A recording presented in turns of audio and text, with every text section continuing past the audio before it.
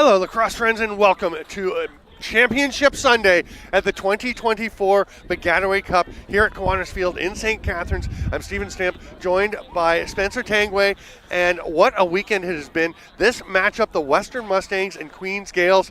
We've had a great singing group come out to perform, and that has set a mood for what should be a fantastic final. Yeah, no doubt. This is a final that kind of puts a great cherry on top of what has been an excellent weekend of lacrosse.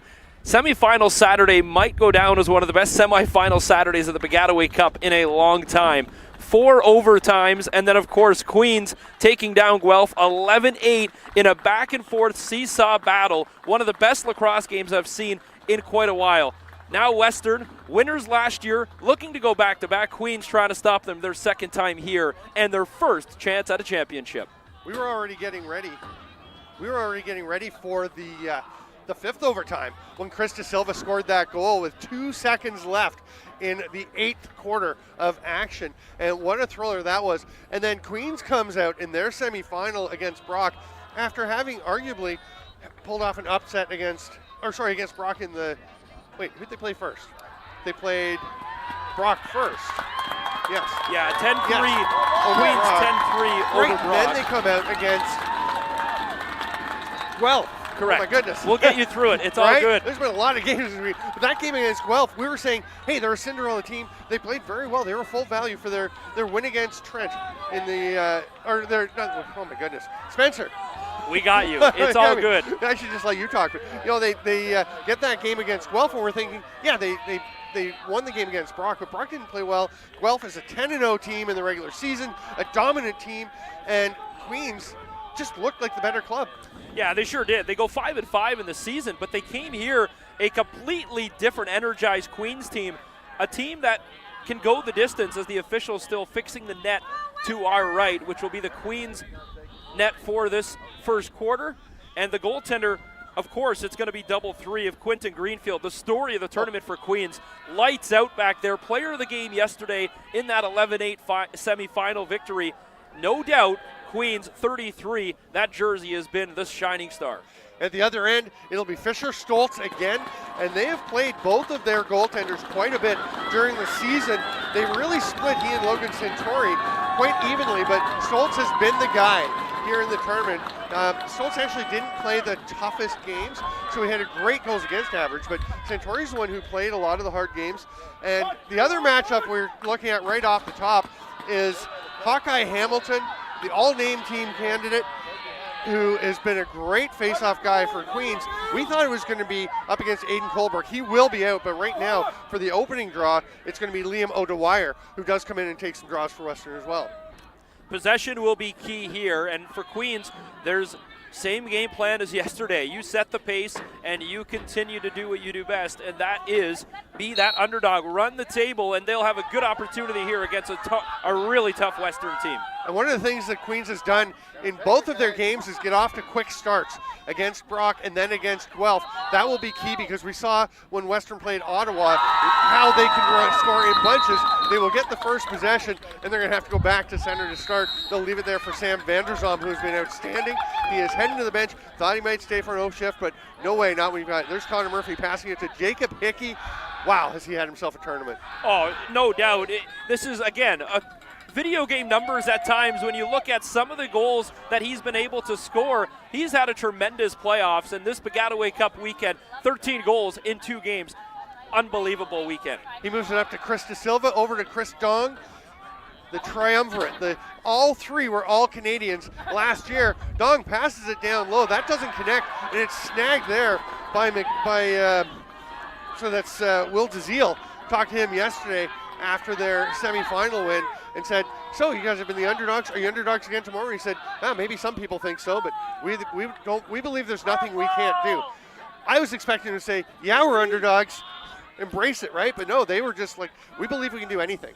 Hey, call it whatever you want, whatever gets the job done. And this offense, as you'll see them with the ball now, the righties swing it up top, they have done that. They have so many deadly weapons from Reed Allen, Jacob McLean, Brian Petker. This is a very skilled offense, and they can compete with any team. And here's Noah Millsap, who's all over the field all day long for Queens. He has been outstanding. That pass through the middle, it did connect, but not much going for Oscar Perrin. He has to hand it over. Here's Reed Allen, who scored a gajillion goals. Well, 26 in the regular season. He's got a handful here in the Baggataway as well. And he is looking to create something. Runs into Kaz Nazelski, who I have to admit, in the first game, I thought he had a bit of a shaky game, but he showed yesterday why they match him up against top guys. And right there, the big hit from Nazelski, flattening Noah Millsap. what a slide. Just sees the pressure coming, and a perfect slide, perfect coverage from that Western defender. And again, big pole like that, able to get his body in front. That's a tremendous defensive play. And I mean, you say the big pole, he's probably the smallest of the defenders, the long pole defenders on either team here. Right. But you can see he packs a wallop. He had a fantastic game yesterday. They were matching him up against McGill's big guns in that thriller. And here they come down low to Murphy, who blasts it. That one's a little bit wide. It's going to be Western possession. Good time to give a shout out the officials today. Crew Chief Brad Giroux, the referees on field Nathaniel Morrow and Luke Coyle, and the CBO is Alex Wagner. Had a great chance for the first goal of the game, but a little save by Quentin Greenfield. Get used to those. He made a ton of stops the last 2 days. He has been sensational, has given up just he gave up 3 goals in their playoff game against Carleton, 3 goals again against Brock, and then I forget what the final was yesterday. He's got it right there. 11-8. 11-8. But 8 really, goals against Guelph. 4 of those, I think, coming in the fourth quarter. So he, for the duration of that game, was solid, and he was really good in the fourth, even though 4 went in. Ty Wheatley had to Griffin Hill. They've both been great. Griffin Hill is the one who will run. He scored a backdoor quick stick goal with the long pole yesterday. As you put it, it wasn't the prettiest 4-on-3 that you've ever seen, but it worked out. That was a bouncing ball, broken up play, but the long pole just happened to be, even on his wrong side, able to pick up that ball. Got it somehow off a 3 or 4 different direction pinball, but somehow he is able to get it done on the doorstep right in front of the net. Those smooth hands with the long pole in front of it, unbelievable. It's tight space when you have it. Here's Petker, who's been key to this Queens attack. Gets a shot off there. He's been primarily a facilitator, but created a nice chance for himself. But here comes Vanderzom, bounces one in to Hickey, who is also a good two-way player. Hickey, a first-round draft pick by the Georgia Swarm last year, but decided he just wanted to, he looked at the travel, what would be involved in playing the NLL, and decided he wanted to focus on school. He's very committed to what he's doing at Western. Yeah, you'll get guys like that. Again, the National Lacrosse League's not like the NHL where you're just dropping your life and that is now going to become your professional lacrosse player. Guys have to work full-time jobs, and if you're in school to become, you have a passion to be something that you want to do. No shame in that at all. Good on him. Hickey was a defender primarily with the Toronto Beaches, but would go up and play up front. You can see why. He was a good offensive player as well. And there's Greenfield, a very Greenfield save. What confidence just to come up to the top of that blue crease like that and just shut down that angle. Already down in position before the shot was released. Very confident save from 33 again. And that's a great pass as he sees. He just waits to the perfect moment to get it ahead to Millsap. Both teams really displaying some high caliber lacrosse, and you wonder, through the weekend they've both played twice already. This is the rise of the 2 seeds, as somebody put it. So both these teams played Friday, they played Saturday, but so far we're not seeing any signs of a 3 games in 3 day lag. No, and I don't think you will. Again, these are student athletes that are fired up to be here, and they have gone through quite a bit of the ringer this weekend. So they know what it takes to be able to grind and come up with a win. I don't see this as any sort of underdog today. This is 60 minutes of lacrosse. Best team will win the game. Millsap will hand it back. Cairns trying to drive in. Nice stop there by Fisher Stoltz, who's been great for Western. Good read just to be able to come and step up, grab that ground ball, and then reset for Western here. Michael Wilson to Vanderzom. And boy, it's Baggataway Sunday when you start to realize how many of these guys have had great weekends. Sam Vanderzom has been outstanding as a D-midi. He can play on the offensive end, but when you've got Hickey, Dong, and De Silva, you're not playing a lot of shifts up front. So he plays a D-midi role, great in transition. But I was thinking Michael Wilson, Bizelski. Here's Hickey, the first goal of the game, goes airborne afterwards. A little Bobby Orr action, and what a high-to-high rip for Jacob Hickey. Just a beautiful goal. You love seeing goals like that. Able to get that one right over the top of the stick of the netminder Greenfield, who's in his 4th year at Queens. Just a great release from Hickey. And you mentioned Dong, De Silva, Hickey, some of these guys that are in this Western lineup, big game players. Dong, 2 goals last year in the final when they took down McGill 7-4. Queens, this is only their first time to the championship final, 2nd time ever here at the Baggataway. big game moments on some of this Western team, so the Western Mustangs might have the slight advantage there. Aiden Colebrook, number 9 for Western, was out for that draw. He scored a goal yesterday. He only had a couple in the regular season. When he scored that goal early in that game, he was fired up, and he stayed that way. Energy level was through the roof for Colebrook. I feel like the one time where the energy may be an issue in your third game in 3 days is if somebody gets a big lead, if someone pulls ahead.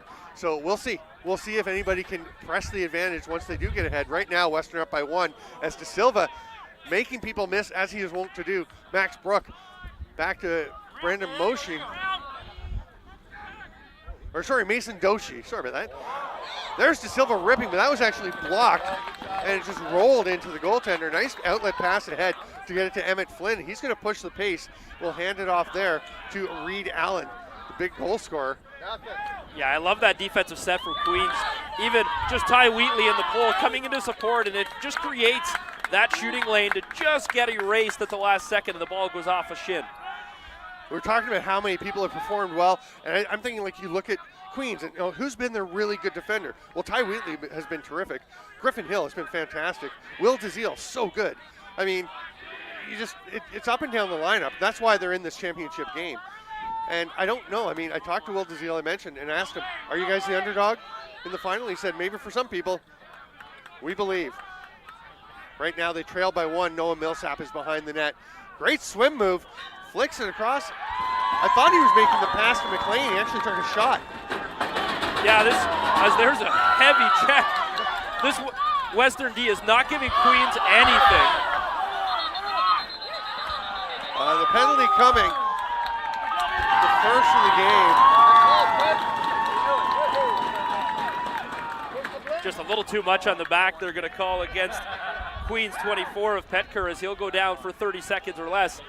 Just a heavy, kind of loose ball push they're going to call right on the back on Petker. Coming down to the final 6 minutes of the first quarter. We do play 4. Actually, it's on. Yeah, it is on Petker. I saw the Queens player running out, Grant Keefe, and I thought maybe he was going to take possession there. But we played 4 15-minute running time halves, 30-second stop time at the end of each of the first 3 quarters, 2 minutes to the end of the fourth. Here's Hickey. Feeds it down to Murphy. There's a shooting lane there. He opts not to take it. De Silva. Murphy's directing traffic from the slot. That one's knocked down by Wheatley, but it's picked up by Doshi.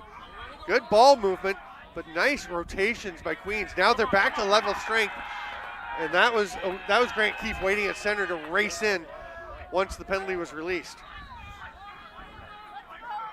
Western taking their time. Dong has it. 18 on the shot clock. It is an 80-second shot clock. If you get a reset off a rebound, it's 60 seconds. That pass didn't connect with anyone. It's going to not get out of bounds. Oh, Murphy did actually step on the line. He had 4 seconds left. That's tough. I mean, he had 4 seconds left anyways, Yeah. and I don't know what the shot would have been like from where he was on the field. But very cautious almost, that Western offense. No one really wanted to cut to the middle and take that extra chance.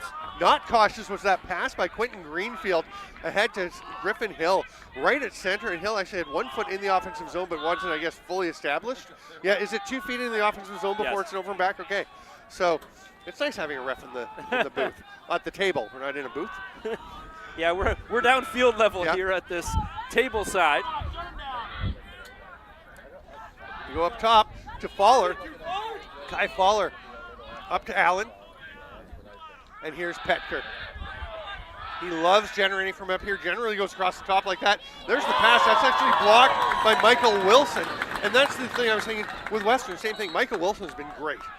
I think, to me, maybe the best defender in the tournament. I don't know. I have to look at it some more. Certainly in consideration for the all-tournament team. Well, when you're throwing your body at balls like that and getting in the way of those shots, just shows the extra level guys are going to go through. And that stands out to a lot of the difference makers in these games. Those extra little things that you need to do to find the win. Ethan Gomes came up with that ground ball, gets it over to Vanderzom, who's an almost automatic clear. He's so big and strong in addition to the speed. He just either goes around people or through them. Here's Murphy. He's watched closely by Diziel. Sorry, I asked him yesterday. Diziel. We'll get it. That's it, Diziel. Oh, what a rip of the big save, Greenfield. That is such a big-time save going across the body with that goaltending stick just to take down that great shot. Gets the pass up to Wheatley, who pulls up near center. Almost a risky maneuver to stop and back up a little just after you've crossed center. But worked out brilliantly to get the Western defender to run right past him. Here's Millsap. Millsap will send into the corner to Perrin. They're going to slow things down a little bit as they're completing the interchange. Hand it off here to Cairns. Back to Millsap. And Jacob Hickey comes up to watch him. That is a matchup of two of the best players in this tournament. Yeah, definitely two guys that could go head-to-head, and I'd buy a ticket every time. These are two skilled athletes right here going head-to-head right now. Reed Allen fights his way through. What a great slide by Hickey. There's going to be a penalty. Is that? And there's another. Oh, okay, there's flags everywhere. Allen is stopped by Stoltz. We'll see if it's just the one call. Yeah, the first one I had was the hold coming, and yeah. I don't know what the crew chief Brad Giroux had on the far side of the field, as the first flag, I believe, was thrown by Luke Coyle down low at the crease. Right now, a hold for sure, and I only see one going off for Western. Yeah, it was the hold on Hickey. That was such a tough assignment there. Hickey drafted, as we mentioned, by Georgia, and Noah Millsap drafted by the Halifax Thunderbirds this year. Hickey was last year. Both pretty high picks. Hickey, of course, as we mentioned, Beaches, Millsap, and Orangeville Northman. Hands it off there to Reed Allen. Behind the net. Here comes Petker. Allen goes back, and the nice little screen. Hard shot follower, but it's stopped by Stoltz. They had the double screen, but I thought he saw that all the way. Sure did. It reminded me of the exact same save that Greenfield had earlier in the game. Just get your body square to the shooter before that shot, and it's too easy for the Western goaltender on that offensive set. Western now into the offense. Here's Connor Murphy. Minute and a half to go here in the first quarter.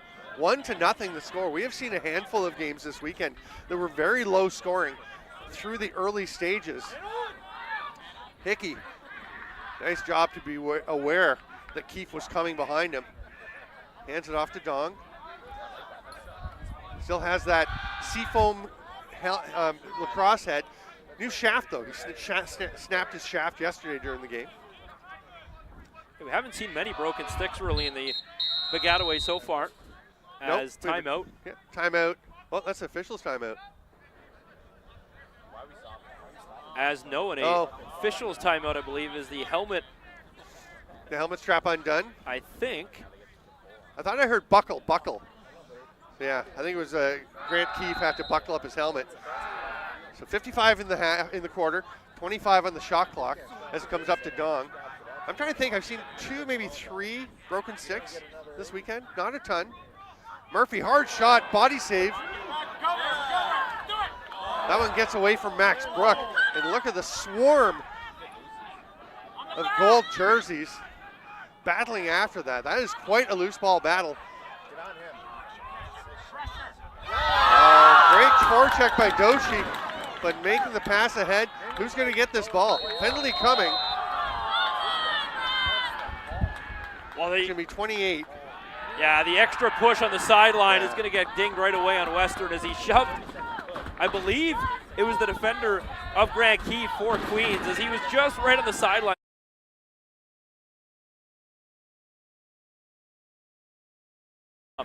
Yeah, that'll be Max Brook going to the box. Nice play by Brett Bachman, by the way, Queens defender number 17.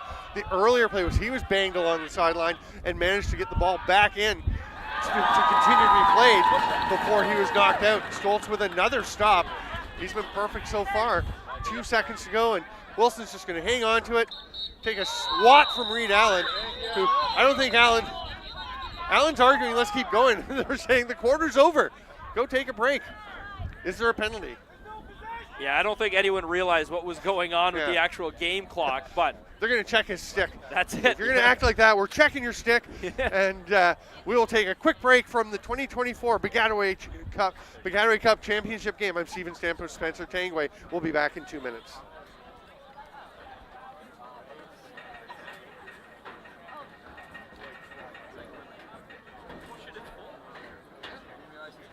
Well, it's nice when you get this. Yeah, you get to see the guys play.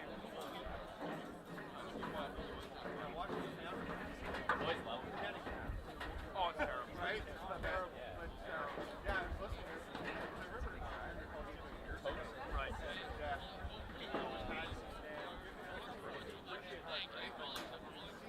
Hear the word.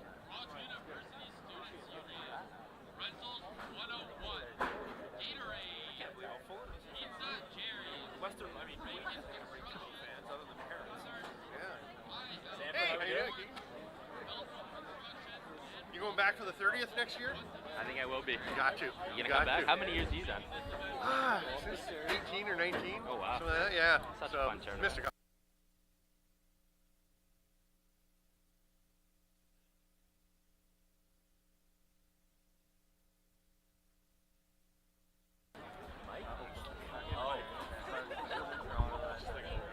Didn't say anything offside.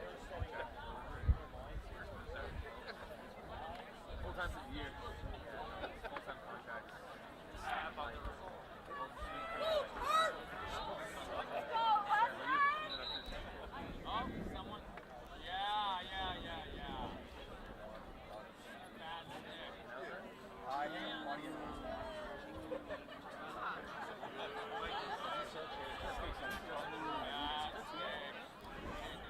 Welcome back, lacrosse friends, to the 2024 Baggataway Cup here at Kiwanis Field. And the between quarters interaction, the entertainment was just me talking to Keegan Crowley, a former Baggataway Cup all-tournament team, LSM, who goes over to Prague to the Alice Rebesky Memorial with Adler Lacrosse, and I go over and do games over there, and we're just having a chat about that. So, and then the Brocktv crew were very helpful. They came over and said, "You're standing right in front of the ambient mic." Couldn't have been any closer. I mean, it was, so you had a 2 great, feet away. you So, definitely heard yeah. exactly what they said in that break. Good thing everything was above board. Everything That's was good.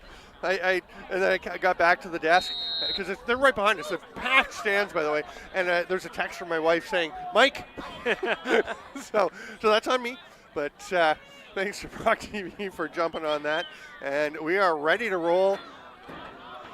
So Queens is short a player, and Western is now back at even strength as Brooke is released. So the Mustangs go to the attack with an extra player and a 1-0 lead. Here's Blake Booth, flips it over to Dong. He moves it on quickly to Silva. Hard rip by Hickey just as Queens comes back to even strength. And the man who came onto the field, Tyler Fox, going for a run, but Dong's all over him. And is that not over him back when he... No, that one was good because they never gained any sort of zone right yet. They haven't crossed into the actual offensive zone. But what a good heads-up play by Chris Dong to be able to just realize I can take the inside track and not even realizing Tyler Fox. I don't think he realized there was pressure coming from Dong right there. Yeah, and Fox, as I said, had come off onto the field after the penalty expired, and Dong just kind of snuck up on him. He and his brother Kevin were great at the World Box Championships for China. Honestly, Chris Dong had such an awesome tournament. Well, like I said, Chris Dong, a guy who's been in this Baggataway Cup final before, of course. This team has been very successful in the last 5 years. Winners of 2019. Bounces it through. What a finish by Chris Dong. On cue, he performs and gives the defending champions a 2-0 lead. This Western team very strong once again. Chris Dong just taking it right to the rack himself. Able to get around the top defender. Nice little slip inside to the middle and a great finish. Goes back short side to beat Greenfield. That is a heads-up play by Dong to realize, hey, I can get right inside and I'm able to cut right across back inside. It's 2-0 Western. Now this is interesting because Queens has been so good in their 3 games in the playoffs. Their win over Carleton, then the 2 games against Brock and Guelph. I don't think they've trailed this weekend. No, I don't think they have either. The difference I see in this game right now is Queens is not shooting the ball as much as they did yesterday in that 11-8 final. They were not even in close in that first quarter of interacting like they were yesterday on offense. Their guys got to start shooting the ball a little bit more and being a lot more engaged. I think only 3 shots in that first quarter. Now, is it because they're not getting shots they like, or they're just being a little tentative? Or I think it's maybe a little bit of both, but you have to get the balls on net right here. 3 or 4 shots a quarter is not going to get it done. No. You need volume on Fisher Stoltz, who's been great this weekend. Western, meanwhile, taking their time. Back in the old days, they could just hold on to it for the next 12 minutes before the shot clock. Here's De Silva. Makes you think how we did it without the shot clock before. I know. I was an advocate for a long time. Here's a chance by Booth, but his shot doesn't get through. Doshi, great body position to allow Booth to get it back. 17 on the shot clock, and it is scooped up there by by Emmett Flynn. Yeah, Flynn, great job with that pole. Comes right out over top, perfect shot the first time, and then uses his body position. He's able to get that GB. Will Desiel with the, I'm going to get it, Desiel. It was in the interview yesterday. Yes. I said, Desiel, right? And he's like, Desiel. So I want to, he didn't care, but I do. So here is Connor Murphy. He's going to go up to Chris Dong along the sideline. Or is he? Yes, he is. And they're going to wait to complete their change. See if Western could get up by 3 here. A 3-goal lead really put a big gap in this game. Goals have been hard to come by. 2-0 the score right now, but Queens has not even had the ball once on the offensive side of the field yet. Yeah, we're 3.5 minutes into this quarter. Doshi back up to Dong. Watched by Millsap. Another great matchup. It's interesting seeing Millsap against Hickey and against Dong because he's got a bit of a size advantage on Dong and doesn't on Hickey, but he matches up well with both of them. They're just both so hard to cover. Here's Doshi. That's a little bit much. Illegal pick. And Hickey's the one who wound up on the turf. It's like one of those basketball fans always, they don't see it the other way because the basketball charge in a way. He puts himself into that vulnerable spot, and you're not allowed to set that sloppy pick like that field across. A great call from Brad Giroux, the crew chief. And Spencer, I do appreciate that you will, I know you're going to support the officials, your fellow officials, but you also will say when you're not sure what it was. And it's always questions. There's always, matters of judgment and perception and view. I think one of the things too is what angle do you have? Who's in the way? And that's what a lot of people don't understand. You see 3 officials on the field. Well, how do they not see that? Yeah. It's not a matter of what they're looking at. I will tell you, the officials want to be in this game just as much as the players. They work hard all season to make sure they get a selection here. Here's a chance for Kai Fowler. He hands it off. Oh, what a great finish to get the Gaels on the board. That was Oscar Perrin. And Kai Fowler did so much to make that one happen. I love how he just took it to the net, though. That's what they weren't doing in that first quarter. That would have been an extra pass down low to X and went around to the righties on the far side. This time, though, just take it right to the rack, and they're going to go short side high. And I think it's going to be a shot that Stoltz is going to want back. He just couldn't get his stick there in time. But it's 2-1. That's an answer the Gaels needed to get this crowd, that lively crowd like they had yesterday, back in this game. Yeah, that's one that Stoltz probably stops 8 or 9 out of 10 times. Right. So it's not like it's a bad goal. It's just one, like you said, he's thinking, I probably should have had that. And it may have caught him off guard because, like I said in that first quarter, they were being cautious. All the shots he saw came from outside. Griffin Hill darting forward, passes it ahead. McLean takes a peek, and the hands go up on the Queens coach. Oh, sorry, that's one of the players with the wheelie for the injured leg. This modern wheelchair system where you just put the one leg on the padding. Connor Kiernan, the head coach for the Gaels. It was fun to see. Here's Noah Millsap swimming through. Pass out top to Fowler. Allen quickly moves it. Petker, and that's a great save by Stoltz.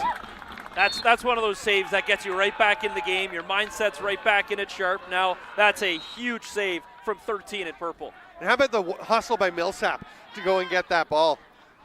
Yeah, the energy level just picking up notch by notch here as we go later in this game. Out to Petker.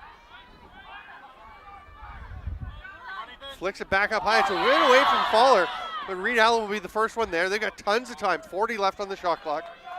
2-1 game, 6 minutes into the second quarter. I'm Steven Stamp with Spencer Tangway at the Baggataway Cup. Allen goes down and loses the ball. That's a big check, and here comes Nuzelski. Look at the wheels on Nuzelski. And he is coming the length of the field, passes it down. Oh, it's just tipped away by Desiel. That's a great defensive play, and that's a loose ball push.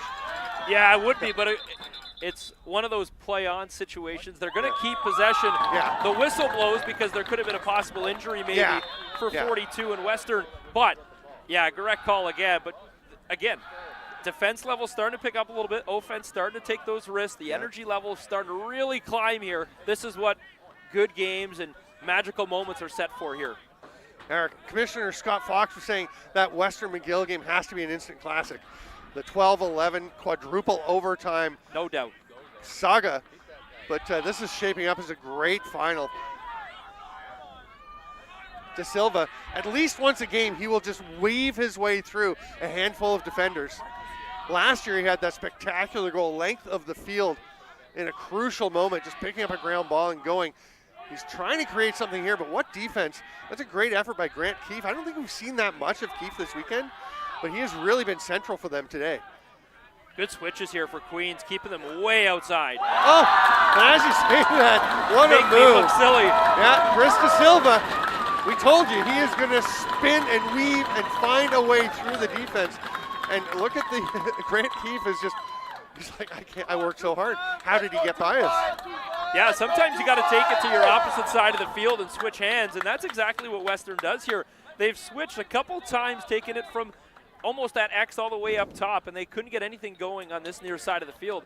Take it over to the opposite side. He's able to cut right in. And 3-1, a 2-goal lead once again restored thanks from a great effort from Chris De Silva. And I was saying earlier, Queens hadn't trailed this weekend. And realistically, they were underdogs coming into certainly the game against Guelph, probably against Brock, and probably today, although the way they've played, maybe not. But I was wondering, when they get behind, how do they respond? I thought they responded very well with not just the goal, but the way it came about, as you said, on their last one. But now, how do they respond yet again? Kai Fowler with the ball.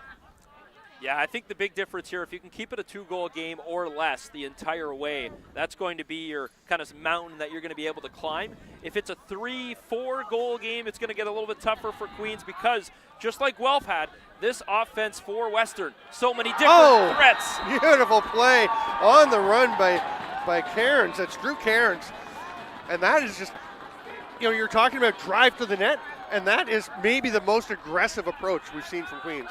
Yeah, Drew Cairns, a all-rookie candidate, of course, and he played yesterday in that all-rookie game, and Queens, the whole team there to support all rookies, and what an individual effort on the far side of your field. He gets the ball, quick release, and it's a great shot to the opposite side of the cage. You might want to go back and watch that one, folks, the all-rookie game. It's on Lacrosse TV. I think we're going to get it up on the Kufla YouTube channel, posted in a while, as soon as we can, but that was a lot of fun. That was a fun night. So fun. I heard somebody talking about saying, it started out like an all-star game, not a lot of defense. They're kind of out there just playing. And then and what a big collision. Colebrook flips over the top. And Emmett Flynn, to his credit, just walks away. So they have the clock going right now, so that'll have to get reset. But timeout was called probably about 15 seconds ago by Western, but I love that timeout call. Yeah. Just settle the troops down after what we just saw, a big kind of a brouhaha right in front of their own bench. But Drew Cairns able to get right back in it, 3-2. Calm it down, Western. That's a great timeout call by their coaching staff. Yeah, and in that rookie all-star game, I said, started out just kind of playing, and then they get the fanciness going, some great between the legs shots, some amazing plays that, as you were calling them, having a great time calling that one. And then it got kind of chippy at the end. The fourth quarter, it almost seemed pride was on the line between schools and between players. I mean, Lachlan Belleville for Brock almost ended up, it seemed like, in a scrap at the end of the game. 11, I don't remember what the final was, 12-8? It was a close game. It was a close game. But game. it was very, very cold. This was one of the coldest nights of the year so far, as players could see their breaths. Everyone here bundled up in blankets, but at 8 o'clock at night on November 2nd. If that's where we are, no snow, I'll take that all year round. Today's very nice. This is one of the nicest Baggataway finals you could ask for. Yeah. It was super sunny earlier. I actually don't mind this cloud cover. It's not heavy cloud, but I like some clouds. It's better for, I think, for the lighting. It's better certainly for us being able to see the computer screen if we need to. The players will love it because, one, the sun, that you don't affect it at all, and two, this is a nice, it's easy to breathe when it's this kind of temperature. You got a nice breeze coming in from the wind. This is perfect fall lacrosse weather. And it has been a great game so far, 3-2 for the Western Mustangs over the Queens Gaels. What a matchup. One that I don't think many people predicted Western Queens coming into this tournament as the championship game, but they have shown that they're having great tournaments. And Western, even honestly, in their playoff game and late in the season, they didn't look like the team that won the championship last year, even though they had a ton of players back. This is looking very much like Western's team from last year that won. And the Baggataway is kind of a funny weekend when you look at it. You have to be 100% on your game at all minutes because the most games you're going to play is 3, and the minute you slip up for even a couple of minutes, your weekend could be over. Here's Max Brook, flips it back up to Mason Doshi. Doshi will go to De Silva. Complete rotation. We're going to keep it going. Dong will spin. Dong at X. Comes out. That's a great defensive effort. Wow. And Griffin Hill comes away with it. Owen Eubanks. I'm not sure how much we've seen him this weekend either. This is where depth, those fresh legs, comes into play. And Eubanks has the ball now. He'll hand it off. That might be why he's playing mostly in the defensive end. Yeah, that was a bit of an awkward pass. Yes, I was going to say, I don't think he's known for the hands. I think it's more you just do your job on the backside of the field. Great defensive effort, though, and that is so valuable to have the depth. Because, like I said, I don't think we've seen Eubanks playing a ton, but you can see he can step in and play very well. This Western team, by the way, has 12 players graduating this year. Last year, I was talking to Chris Standish on the field at Trent after the championship game, and he said, we've got almost everybody back. One big change was Michael Orlando, the goalie, their star goalie, who's now their goaltending coach. Here's a chance and a rip by Fowler that goes wide. And they had to, I think that was part of why their season was a bit of getting sorted out, like get used to your new goalie and him getting used to everyone else and playing. And Stoltz has been great. Well, he's been certainly sharp this weekend, and this game right now, he's been a star player in this game. A low-scoring game, always the goaltenders might get a little bit more pressure on him when it's a 3-2, 4-3 type game all the way to the finish line. Reed Allen, that low pass kind of skipped away, and he was trying to get ready to shoot before he had it. That's going to lead to Murphy getting the long outlet pass in Western into the offensive zone. Chaz Leonard, the defender, will put his hands up and say, everyone settle down, let us go make our change.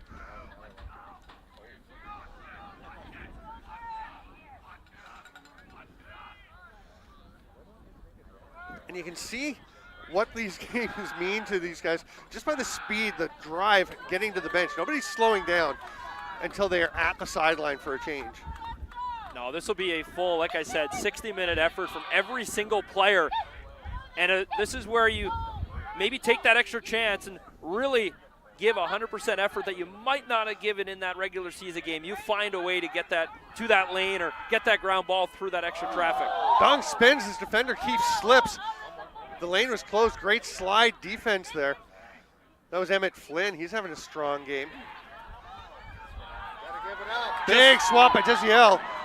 Just relentless D right here from Queens. They are not giving him an inch. That is tremendous defense. Hard, physical, hard-working, committed defense from University of Queens. Love the pass out from Tyler Fox as he's heading for the end line. Just be poised and know where his teammate is to get it to him as he was about to go out of bounds. It's Queens University. Correct. Yes, correct. That's right. No, make sure I get that right. I mean, because they're playing Western University, who was the University of Western Ontario for a long time, and I have to admit, I did not notice when they changed. And then all of a sudden I'm seeing Western University. I'd known them for years. I actually took a couple of classes at Western. But yeah, they are Western University now. But I don't think, until last year, I think last year was the first time Western University appeared on the Baggataway Cup. It had been UWO all up until then. They would love to get another one. They had that four championship run recently. They want to go back-to-back here, but they have a tough Queens Gaels squad in front of them to do so. But that's a great pickup by Vanderzov. Doesn't it seem like every time Western gets a big ground ball, it's Sam Vanderzon? And normally good things come of it. He seems to be in on a lot of their transition plays where great things come. And look, they get the ball back. Now they're going to get a great settled offense and tremendous work in the back end for Western. And I did have an update a while ago. Gord Brown mentioned that. Yes, he yeah, texted texted me. you too. Okay, that you can go over and back the center as much as you want for the first 20 seconds because you have that 20 second clear time. Correct. So the 80-second shot clock includes 20 seconds to clear. Once you're into the final 60, then you can't go over and back. So Correct. appreciate that. Heads up. You should have known that probably. Yes, I should have had that one. Chris Tong. I'll take the L on that Tanger. one. I will take the L. De Silva watched by Hill. That's quite a matchup. And then the slide help from Eubanks. Boy, great team defense. And great goaltending from Quentin Greenfield. Yeah, these goalies are putting on a show right here. That is a tremendous bounce save. Able to just get his hip down to the ground in time, get his body in front. Ty Wheatley gets it across to Millsap. And he just gets going. I mean, not maybe the quickest first step, but boy, after about 3 steps, he starts covering ground in a hurry. I'm really enjoying watching Wheatley and Millsap, two guys that they love to get, once they get the ball, they really like to join the rush as much as possible. And sometimes it's hard for them to realize, hey, I got to just settle in and do my job. Yeah. I mean, Millsap plays up front a lot. He's staying up here. This is not unusual for him to stay up and play. It looks like he's actually kind of hunched over catching his breath right now after that sprint up. Again, it is 3 games in 3 days for these teams. And for Queens, who had the second semifinal yesterday, it's a little less rest time. Coming up to the final minute of the first half. What a game. It's 3-2. Reed Allen circling up top.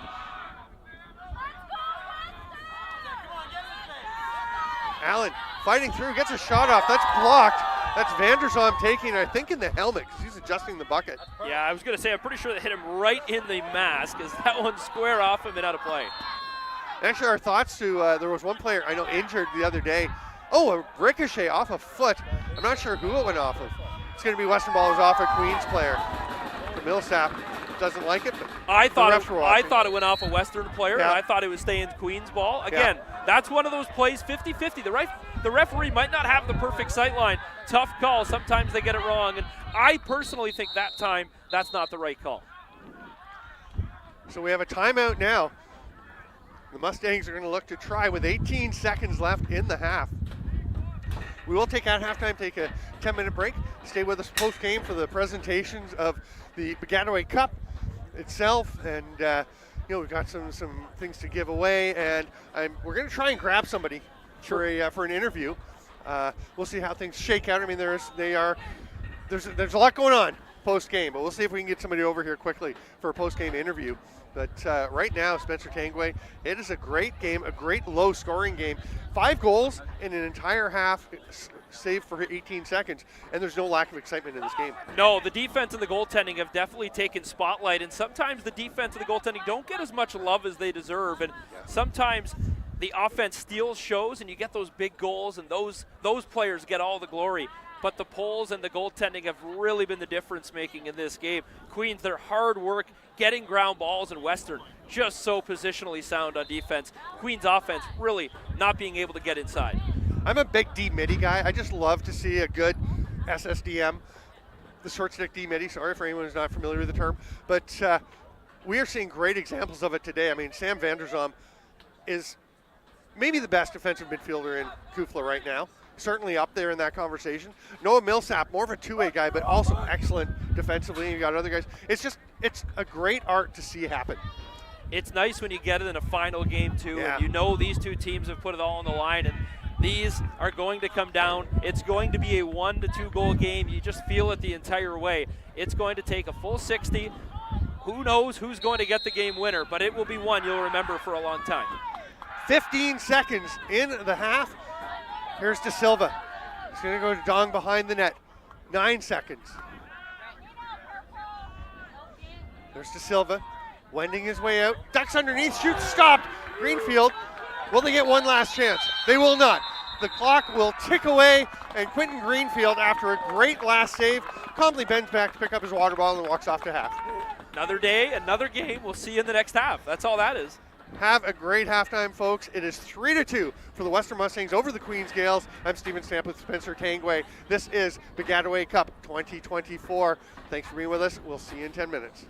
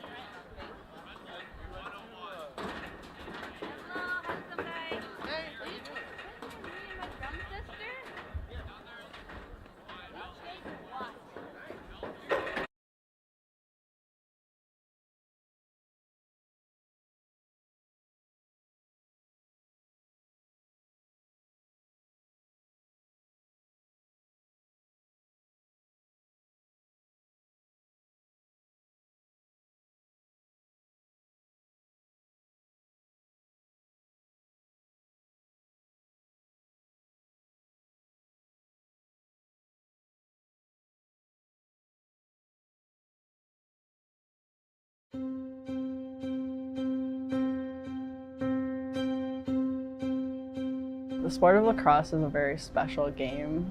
It was a gift to us from the creator. It's a game that's about respect, and mostly it's the medicine game. We use this game for when there's hurt in the community and there's medicine needed.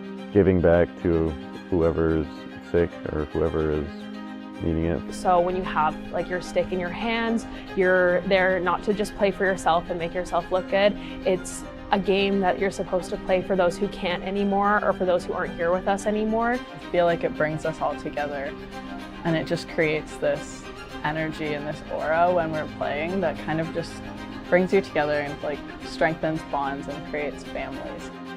Like when you step onto a field, or you're just doing like wall ball or whatever it is with your stick, it kind of brings like more joy to your life. Well, I can't really explain what it means to me fully, but it really is a medicine game.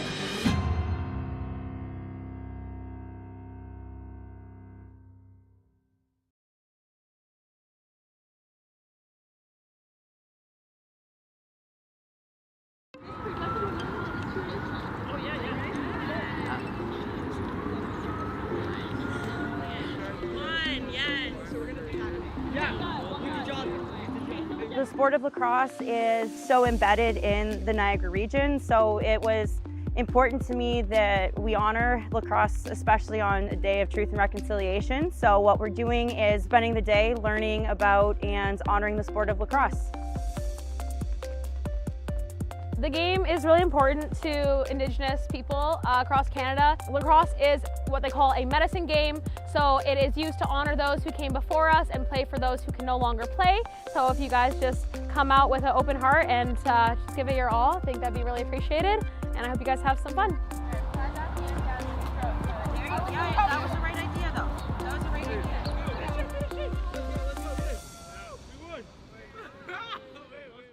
The game of lacrosse was given to the Haudenosaunee people from the creator as a gift. First actual game dates back to what is essentially our creation story for us, between the creator and his brother. But then the first game that wasn't played by them was between animals, and it gave all the animals like different like abilities. So what they have, like you look at a deer, they're fast. You look at a bear, they're big and strong. Turtle, they can like handle anything really.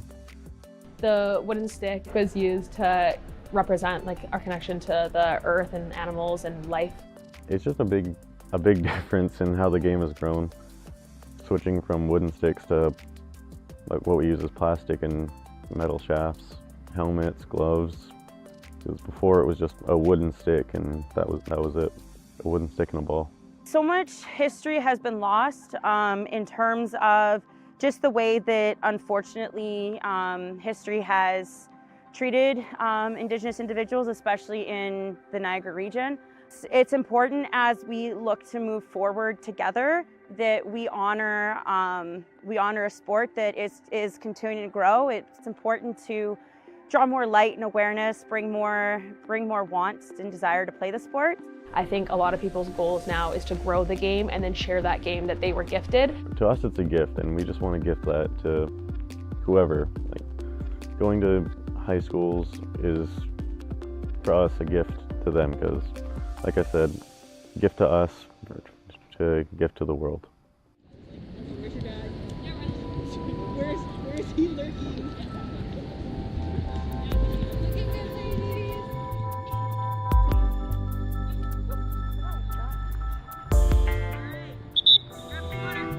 Personally, I've always been super connected to lacrosse.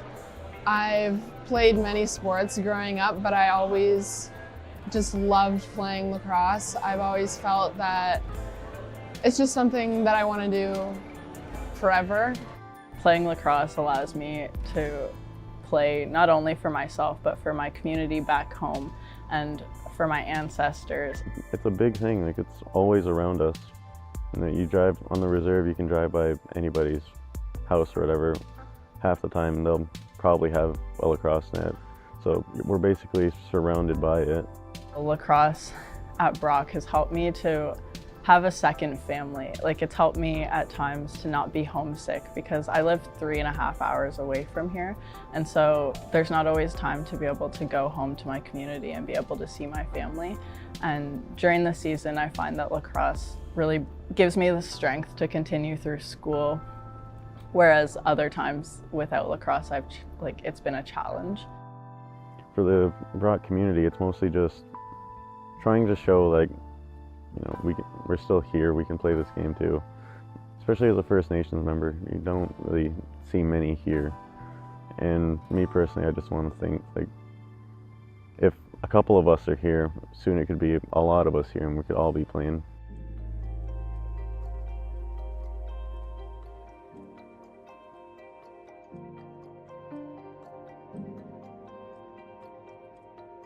The National Day for Truth and Reconciliation is a day to honor and respect the children and the survivors of those who didn't come home from the Indian residential school system in Canada. It's really important because it acknowledges kind of that dark past that Canada does have and doesn't always necessarily like to talk about. It's important especially because it's a lot more recent than I think people realize. They should also recognize that all Indigenous people have been affected by residential schools. Where I lived most of my life on the reserve, you could drive to Brantford and there's a residential school still standing up. Just, you can walk in. Grandmother on my mom's side, she lived along the river on the far side of the reserve. Sometimes some kids are running along it, just trying to get away from that. Like, my grandparents attended residential school, and there are a lot of survivors across Canada. And we should recognize their strength and the resilience they had, that they're still here. But also recognizing the people and the children that did not come home to their community. And not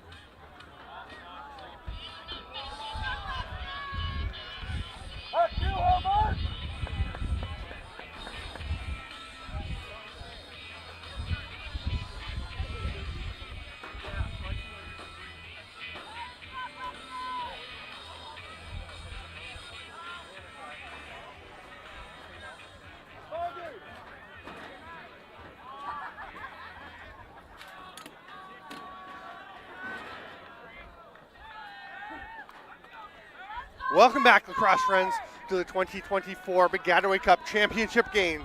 The Queens Gaels will start with possession, trailing 3-2 in what has been a terrific contest. And Petker over to Millsap. Those have been two of the stars for this club, but there's just been great performances up and down both of these lineups. Yeah, and this is where you're going to see who's going to come to play here in this second half and who's going to kind of separate themselves from the rest. It's a matter of digging deep now. Queens needs a couple of big-time efforts from a couple of players up front. Western has shown over the years that they tend to be the team that can get a run of a few goals and can really put their stamp on a game. But Queens in this tournament has responded to everything that anyone has thrown at them. Yeah, Guelph gave them pretty much everything they had yesterday. Guelph's offense struggled at times, but in that second half, we saw the relentless comeback from Guelph, and Queens was up for the task. That one's tipped off a defender's stick, so it will remain possession of Queens. Reed Allen will start with it. Allen can tend to be a bit quiet when you compare to what you see of his stats, and then he will strike like lightning when an opportunity presents itself. If you ever stop paying attention to him, here's Kaz Nazelski watching him like a hawk. Pass down into the corner. McLean directing traffic, saying everyone go up, give me some space. Isolation behind the net on Michael Wilson. Great pass to Petker. He seems to kind of build to something big every game. That's a shot they're going to want back. They just got to find a way as right near the end of the shot clock, flag down on the hold. That's a huge penalty drawn by McLean. Jacob McLean, because Queens was already subbing. They had three guys heading for the bench to get back, and you heard the shot clock going as McLean was knocked to the ground, or just after, I guess, he was knocked to the ground. Yeah, that's it. Like I mentioned, that's a shot they're going to want back right on the doorstep with 3 on the shot clock. Got to get that on the cage. And then they draw the hold call, which gives them the ball back. This is a big-time swing here for Queens. So here is the chance. Possession, as you mentioned early on, so important. Petker thought about it, goes back to McLean instead. Back to Petker. They're taking their time. I think Perrin was kind of drifting into a spot over in that lefty shooter area that he thought he might just be open, but you have to be careful about when you take those passes, and that's a shot taken by Millsap, and Western is going to get possession because nobody was backing up for Queens. Yeah, nobody there at X, and again, that's a shot that they just can't have that wide. You got to get that on net. Again, this is the time where you need your offense to come up big in these big-time moments, and a couple of poor shot executions already from Queens in this third quarter. And Sam Vanderzom, 16 for Western, heading off. He's already been showing us his size, strength, and speed. He showed a pretty nifty little fake there, really selling that pass and then cutting almost as though it wasn't dangerous to cut right past your crease with a forechecker right on top of you. Yeah, for sure. Right? For sure on that. Maybe for him it's not. Hickey passes it off. They go back to Hickey. Doshi sitting there waiting as the pass goes to Brooke, who bounces one. Greenfield was down. The shot got up and over, and that's going to be a penalty to Queens. That's Millsap being called off. I just didn't see the penalty. I didn't either. What was the call? I'm not sure. Yeah. I just missed them reporting the penalty. Regardless, Queens is going to be down to a man here 30 or a minute or less. But this is where Western can really put their stranglehold on the game and start taking advantage of good opportunities. Queens unable to do so on that last power play. Western, we'll see if they go back to Max Brook, who has been so good on that right side, and a well-in move. They go to Brook. Pulls it wide, but he has been in so many big games opportunities. Grew up playing minor lacrosse just down the road at Welland, then goes to St. Catharines, and now here at Western gets big-time minutes. Yeah, and the St. Catharines guy going to London to play for Western. Bit intriguing. Off. Yeah, you don't see that too often. They like to stay and play at Brock. There's the rip. That one from Booth. And Blake Booth has been a bit of a quiet part of this offense, but nothing quite about that shot. Yeah, Blake Booth, again, just down the road in Burlington, and that's an outside rip that everyone will get fired up for. I don't know if he was as fired up as his teammates on the sidelines, jumping for joy after that fourth one. Every goal so important in this game. Only 6 so far in the lacrosse game, and now they're up by 2 with 10:43 to go in the third. Wow, we've got Will Desiel out there, taking the draw for Queens. Not sure if there's something with Hawkeye Hamilton. We'll keep an eye on that. That's going to be a loose ball push on Western, and Emmett Flynn will run the ball up into the offensive zone. He's going to peel back out. Leaves it there for Reed Allen. See what Queens does here to get an answer and see if they can get inside on this offensive set. Hawkeye Hamilton is in the line along the bench, so may have just been switching it up. Try something a bit different. Not every day you see a pole taking the face-offs. No, it does happen, but definitely not what you would expect from your face-off guy for sure. Definitely not too many pole fogos by any stretch of the imagination.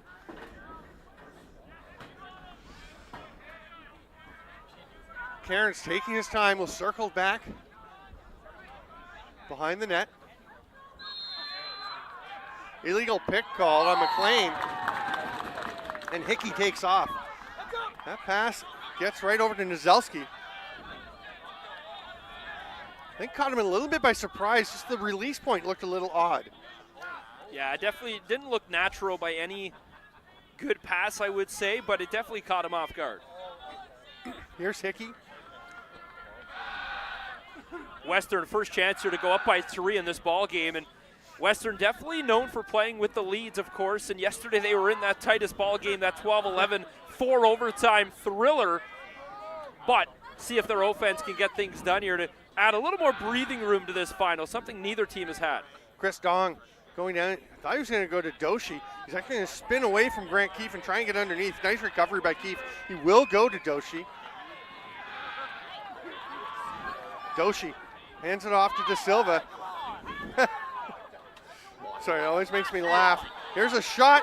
That's wide. The penalty is coming, but when a player knocks somebody down and puts the hand up, it's the best way to tell a ref, hey, look what I just did. Well, I'm not sure if they're calling that or the slash from 22 that got the Western. I believe it was 21 for Western who got that stick right in the head of Doshi, but I believe it's going to be Queens 22 going off of Will Desiel. Here's Doshi withstanding the check there, coming from Tyler Fox. Yeah, I'm pretty sure it wasn't the one that Fox was palms outing. Here's De Silva, drops it there nicely for Murphy. There's a lane, but whoa, that's right in the camera line. That was about 6 feet wide. Yeah, that slipped out of the stick. Yeah. That was not where he was going. I could see the hole in the net, which would have been bottom right corner, and you could tell that shot slipped right off the top shooting string, and that is just a really bad shot. From a really good shooter. Man, Connor Murphy can be deadly. That's the kind you hate when it gets away from you and you just know you just didn't quite have the follow through, the release that you wanted. On the man up, Western's Dong to De Silva. Over to Booth, the last goal scorer. Down in front, oh, what a pass. And on one knee, Connor Murphy shows you how deadly he can be. Oh, Chris Dong, that's such a great high lacrosse IQ play to just fake that shot right down the middle, Main Street, and connects. And what a performance on that power play. Western offense, that's the nicest goal of the game right there. Beautiful feed, high slot, right on top of the crease, and they make no mistake, and that's a 5-2 lead. I mentioned, get that breathing room, get a little bit of space, insurance goal, if you will. And that's a big-time moment for the Western Mustangs. We've got the 9-on-9 battle. Hawkeye Hamilton out for Queens, Aiden Colebrook for Western.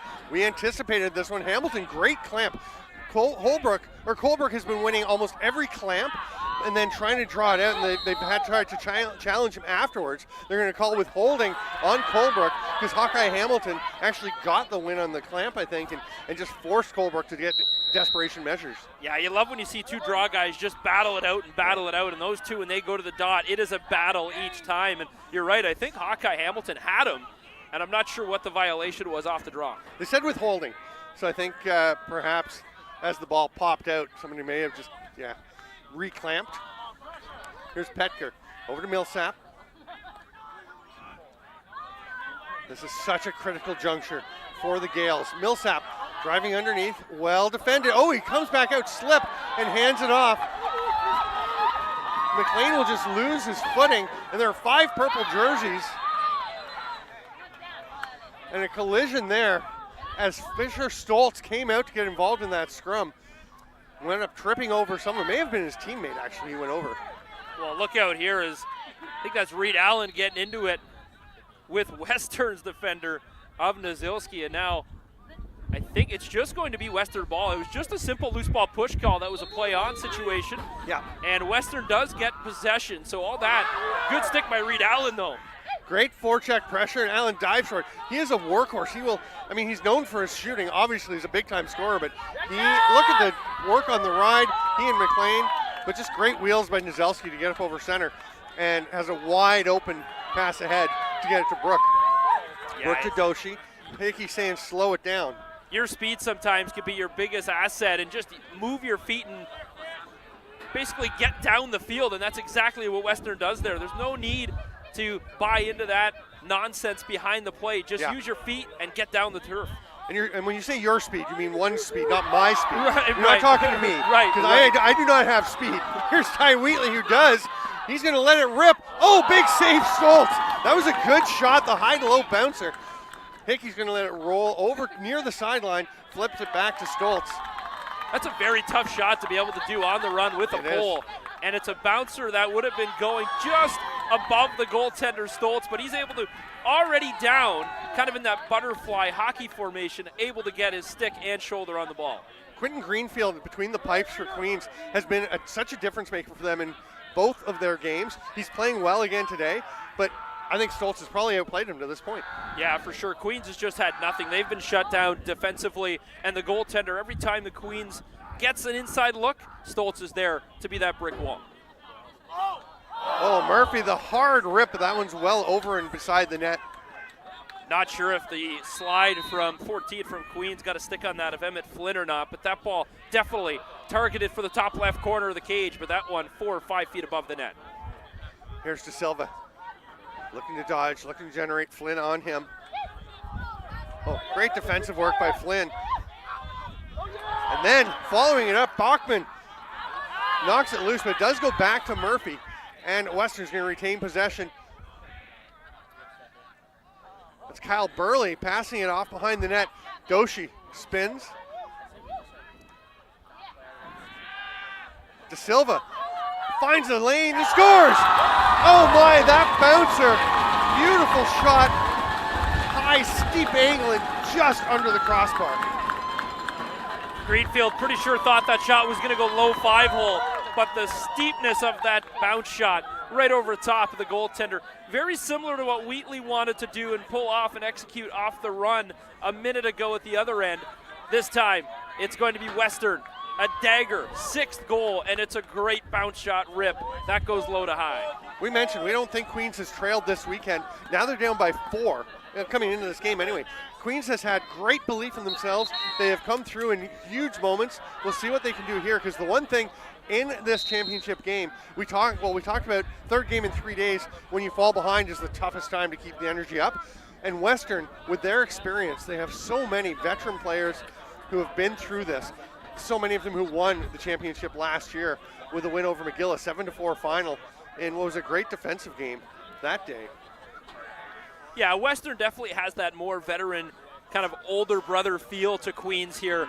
But sometimes it's that younger brother that's going to be that pesky. They're going to find a way to get that energy, find that drive, and this is what they need to do here. All it takes is a goal or a big hit or some kind of play to spark them back up. Can Petker be the one to provide it? He so often has been for the Gaels. Nice work defensively by Ethan Milroy. Michael Wilson standing there to watch McLean if he was going to take a pass on the drop. Petker still working with the ball. Now he moves it. His stick shattered. I don't think you can say we jinxed him, because that was a long time ago we talked about that. Nazelski on the run. Oh, look at the wheels by the forward by Millsap. But Nazelski turns on the afterburners, runs away and gets a shot off. Western backs it up. We were talking earlier about how defense doesn't often get the love that the offensive guys get. And Ethan Milroy from Oakville, the engineering student at Western, number 27, watch that play back. That's textbook pole work right there from 27 in purple. Absolute perfection, keeping them to the outside, attack, and he's able to get that ball down the field. That's on the turf. And there's Brett Bachman working hard, number 17. Now it's about 4 other players in the scrum, and Bachman just sneaks in like a rugby scrum half and takes off with it. And now taking off is Ty Wheatley. He's got a pass if he wants to Griffin Hill. Now he'll make the pass. Good job by Hickey to take away the shooting chance, but Hill runs himself into some open space, makes the pass and goes for the change. Wheatley really wanted that ball here on the near side, just didn't get it. He was looked off 3-4 times. His frustration maybe setting in a little bit here as 39 really wanted that rip. What a tournament. We're going to have a discussion. There's a committee that selects the all tournament team, and we'll be part of that. And I'll tell you, I'm watching these guys play and thinking, I don't know if there's enough spots. It seems when you think, oh, there's all these spots for players, they fill up pretty quickly with how well everyone is playing. There's another defender with a big play. That's Liam McLeod. Gets it ahead to Gomes. Gomes will hand it off, and Mason Doshi is going to backpedal 2/3 of the way over towards the sideline. Western this quarter just seems to be at another level. They seem to be that step above where Queens needed to be to get back into this game at the half. Only down a goal at the half. Now it's a 4-goal lead. Queens really finding themselves in a bit, kind of stuck in the mud almost, just spinning their tires. Nothing getting going here for Yellow. In the final minute of the third quarter, what a defensive effort by by Western. We do player the game presentations post-game, and yesterday the McGill and Western goalies were the two players of the game in a game where 12 and 11 goals were scored, which you don't often see, but they were so good in that 72 minutes of lacrosse. How do you not go with Fisher Stoltz right now? Well, I mean, Jacob Hickey's been great. Dong, De Silva, I mean, there's so many options. Vanderzom. Yeah, a different way to look at how you look at the story. Is it the offensive guys finally breaking through, or is it the D guys keeping them at bay for the entire 60, minus the slight hiccups with the goals, of course. Defensive normally get often overlooked. Yeah, that's what I'm thinking. Vanderzom as a D midi, or you've got Wilson, you've got Nizelski has been fantastic. Such a confident save there, just putting his stick down right in front of his toes. Great stop from Greenfield. Going long. That is a bomb that's going to go way out of the end zone as the final seconds tick away. Desperation heave was not able to be met on the Hail Mary, and through 45 minutes, it's 6-2 for the Western Mustangs over the Queens Gaels. I'm Stephen Stamp with Spencer Tangway. Thanks for being with us at the 2024 Baggataway Cup. We'll be back for the fourth quarter in 2 minutes.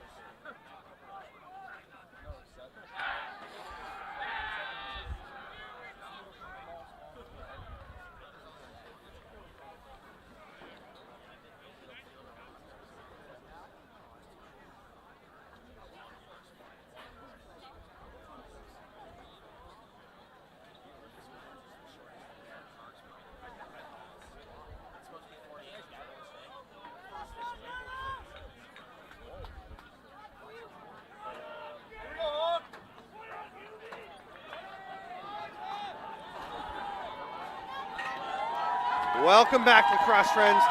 15 minutes, possibly more, to decide the champion of the 2024 Baggataway Cup. This has been a fantastic tournament, and the Western Mustangs are on the verge of going back to back. I don't think Queens is ready to give it up yet, though. No, this will be an exciting 15 minutes as Queens, I'd imagine the talk was get balls on net. You have to start peppering the goaltender of Stoltz. Give him everything you have. 15 minutes will dictate your entire season here and could possibly bring the first Baggataway Cup back east to Queens. Perrin will slow things down after taking the pass from Hill. Now Millsap saying, settle down, we're going to get our change completed. Lacrosse out east is just growing and growing and growing. And of course, you see the big names in Kufla like Western, who has won so many championships, Guelph, another historic school. The east now, of course, McGill out there winning championships. Queens trying to get their first. This is only their second appearance here at the Baggataway. First time in 11 years. And they've looked so poised and composed. Now today, Western has been probably the more poised team, but Queens still playing well, just not getting the chances offensively they would like. I mean, they've given up 6 goals to Western through 3 quarters. That's not bad. No, if you can hold the team to 8 goals, that's pretty good. That pace. Here's Allen trying to fight through, trying to create something himself. Penalty coming now to Western. Hard rip, that one was tipped out front. The Fowler shot goes into the end zone, and it will be... I think it's going to be the hold from up top. I just don't know who the actual penalty is coming on. It is going to be a hold, and it's going against Western, and I believe that's 16 running off of Vanderzam. Oh, no, 35. Okay. Drops to a knee. That's Connor Thompson. No, John Thompson for 35 as he's down taking the knee. Okay. It says Connor on my list. Okay. I don't know. That's from the program. You might have the updated one. Maybe it's Connor John. Regardless, 35 in the box. Yes, and Queens on the power play. Back to Pecker. He's going to let it rip. Scores! We've been waiting for Pecker to break out. That is a beauty of a skip shot. You just can't give him that much room in real estate, regardless of power play or not. That is such a good release from Petker. When he has the ball, you have to give him a lot more respect than that. You can't just let him sit there and shoot bombs.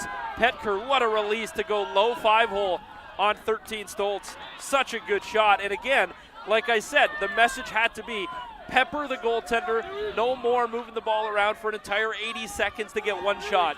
This is going to be an explosive blitz here from Queens for the 13 minutes remaining. O'Dwyer for Western. Hawkeye Hamilton for Queens. Great clamp by Hawkeye Hamilton. Perfect anticipation. Now we have a timeout. Connor Kiernan will clap his hands, call his team together. And we should give some credit. We have mentioned the coaches of Connor Kiernan and his staff, Chris for Queens, Chris Standish and his staff for Western. What an amazing job they do. Oh, absolutely. You get guys that are committed to bringing excellence to these universities, and Connor Kiernan so successful as his own, and now he gets a chance to lead this Queens University team to their first national championship. It's exciting for them as well. Just like we talked about the players, the referees, the fans in the stands, the parents. You should have seen the parents erupt here when Queens won yesterday. The signs, the horns, everything. These Queens Gaels parents are in it to win it for sure. I started to mention earlier, I'm glad you reminded me of that, because the Queens players, when they won, obviously very excited. They immediately stormed down to congratulate Quentin Greenfield and celebrate. The coaches did a group hug in a circle and kind of danced in a circle before they went and joined their team as they won that semifinal game. It was great to see, because these guys tend to be very like, oh yeah, no, it's cool. Like, they were excited. They could not contain that enthusiasm. Well, and again, it's a semifinal win, but their defense played well, the goaltender played well, and you put up 11 against Guelph, kept them to 8. It's a textbook playbook. You did everything you needed to do. Everything was perfect for Queens yesterday. They'll need things to be perfect down these final 12 minutes and 50 seconds if they're going to overcome this 3-goal deficit. They'll start with Noah Millsap holding the ball up near center. Over to Fowler, facing his opposite number 25. We come back to Millsap. 5 Queens forwards, or offensive players, in almost a straight line. If Kai Fowler had taken 3 more steps, they had a dead straight line. Now they're going to burst into different directions. Yeah. Oh, they had Reed Allen. I think that was the play for 31. Just couldn't get the ball inside, because that was clearly a set-up play from Kiernan during that timeout. Just couldn't get it to 31, and now they'll ISO to Petker on the far side. I thought the lane was there. From our angle, it looked like it. I guess here it did. Yeah. And that's straight into the stick of Stoltz. That's not the shot he wanted. No way. Low to high, wrong side of the field, and he gets it right dead center of the stick. Tough set coming out of that timeout for Coach Kiernan. And here comes Alan checking on Vanderzom. Look That's out. a great matchup. Oh, just sidestepping. The hit was Hickey. And Western's going to slow it down a little bit. But those are those risks that teams are starting to take now. Down 3 goals, you're going to jump maybe a little bit more than you were used to in the first 3 quarters. Sun has broken back out through the clouds. And it's a little bit lower. It's warming up. It's brightening, and it could be a bit of an issue for Fisher Stoltz down in that Western net. It's getting to that point. What a pass. Oh, it gets away from De Silva. He makes a great play to get open, takes a great pass, but just loses control of the shot. I'm shocked he missed that. That was like 99% of the time you get a ball right there, you got to put that behind the goaltender. It's almost like he tried to stop as he was shooting, realized he wanted to change what he was doing. You know that feeling is it's just leaving your hands, leaving the stick, and you're trying to pull it back. It's like a cartoon when your legs are still going as you're going over the cliff. You're reaching back. No. Here's De Silva putting his shoulder down. That one gets away because of the double team check. Great hustle by Dong to pick it up. Shot clock. Yeah, that's the 80. Okay. So Queens will get it. Greenfield will make the pass along to the near sideline where play will be blown in as Bachman comes forward.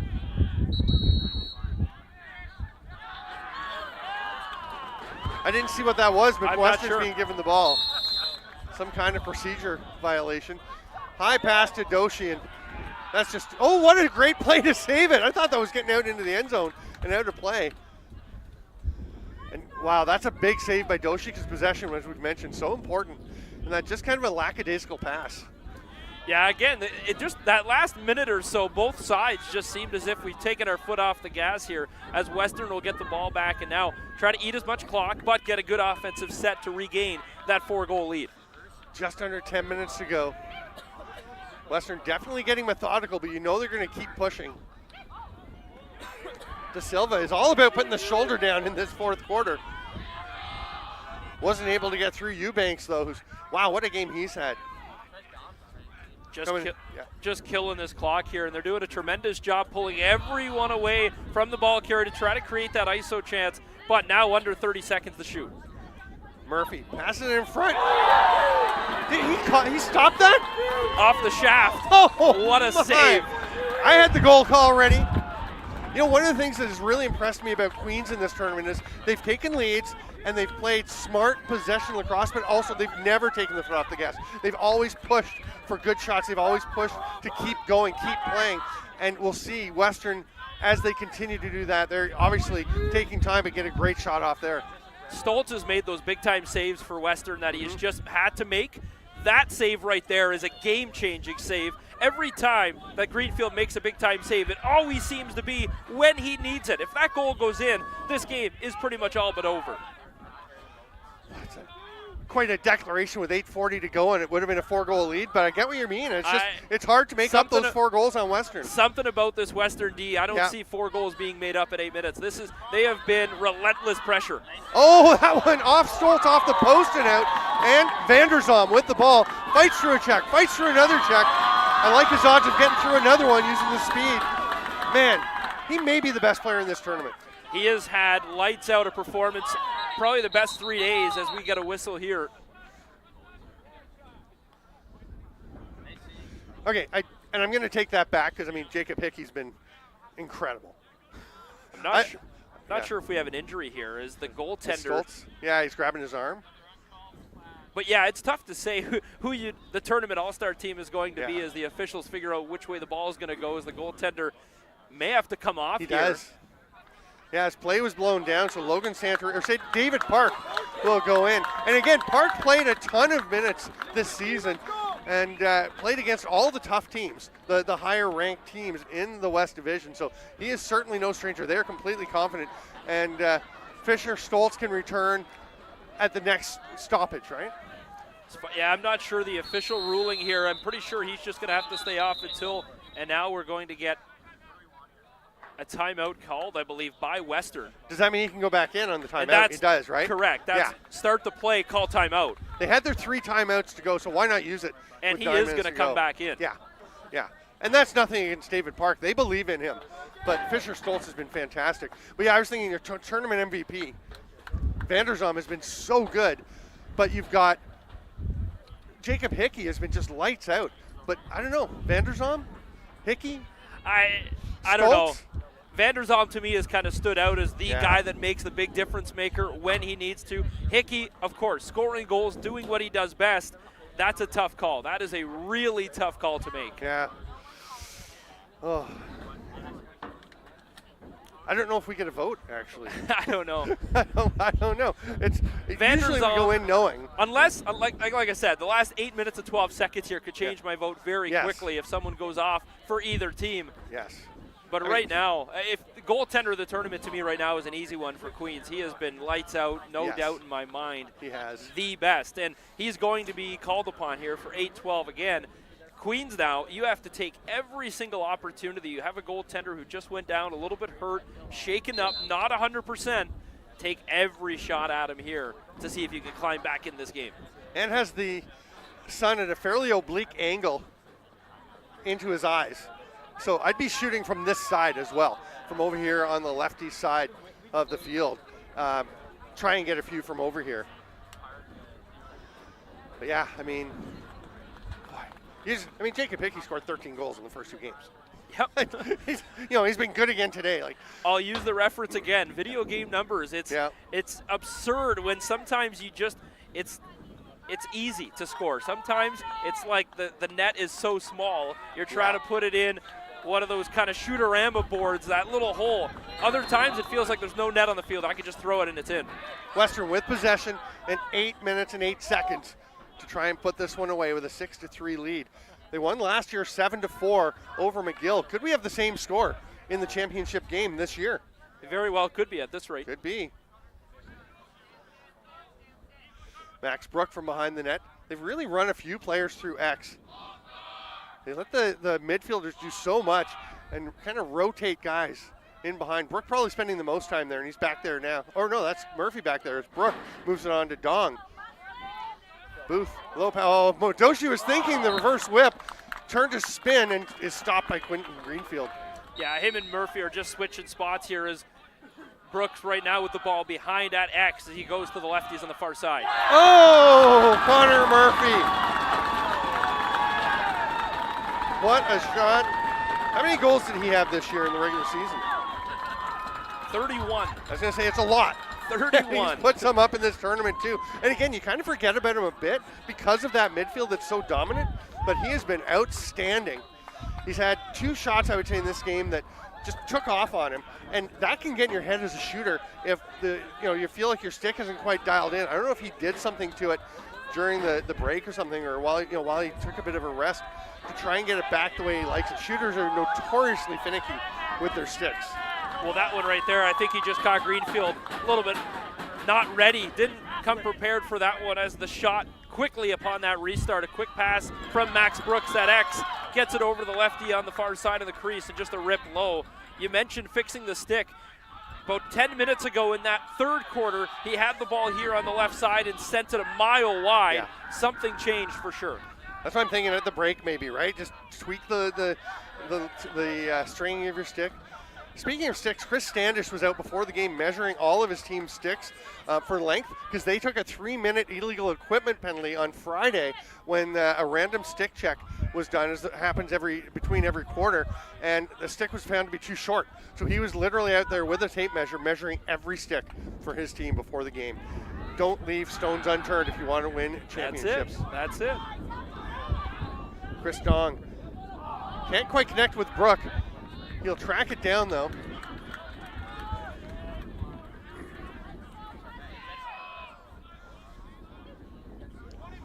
Doshi behind the net. Here's somebody yelling 25. That's the shot clock. There's the shot clock working on the near side under the cameras. We can't see the one over on the far side. The one by the official stand is not working. So that's why the players are yelling out the shot clock numbers to make sure their teammates are aware. Well, I guess they'd be doing it anyway. Yeah, we haven't seen many shot clock violations this weekend, maybe a couple per game, but it hasn't really come into effect. Dong, watched by Keefe. Keefe quietly having a strong game. Griffin Hill trying to stay and just runs through the pick. Great save again, Greenfield. Mason Doshi gets the ball after sacrificing his body to open up a lane there. This is a good heads-up play by Western. You have a full 60, pull it way out as they have killed already 2 minutes just holding the ball, one shot in. It's okay, though, to kill as much clock as you can, as they'll go 60 by 60 if they have to. And another offensive rebound, third offensive rebound that they've been able to pick up the GB and get a fresh clock. And everyone's yelling. You hear the fans and the offensive players saying, push, push, push. Here's a chance for Brooks. Scores! A dagger makes it 8-3 with 5:02 to go. The Mustangs are starting to feel a repeat. Timeout going to be called here by Queens, down by 5 with only 5 minutes to go. And Max Brook, he'll have some friends and family in the crowd here for sure. Grew up playing, we talked about it, just 5 minutes down the road in Welland, Pelham, and of course St. Catharines wearing the double blue. And now he gets a big-time goal for the Mustangs in purple. 8-3 the score. Can't ask for much more if you're the Western Mustangs. They have played a complete championship game, a championship team. They won in 2019, won in 2023, and they are up by 5 with only 5 minutes to go. Well, in 2019 was the fourth in a row.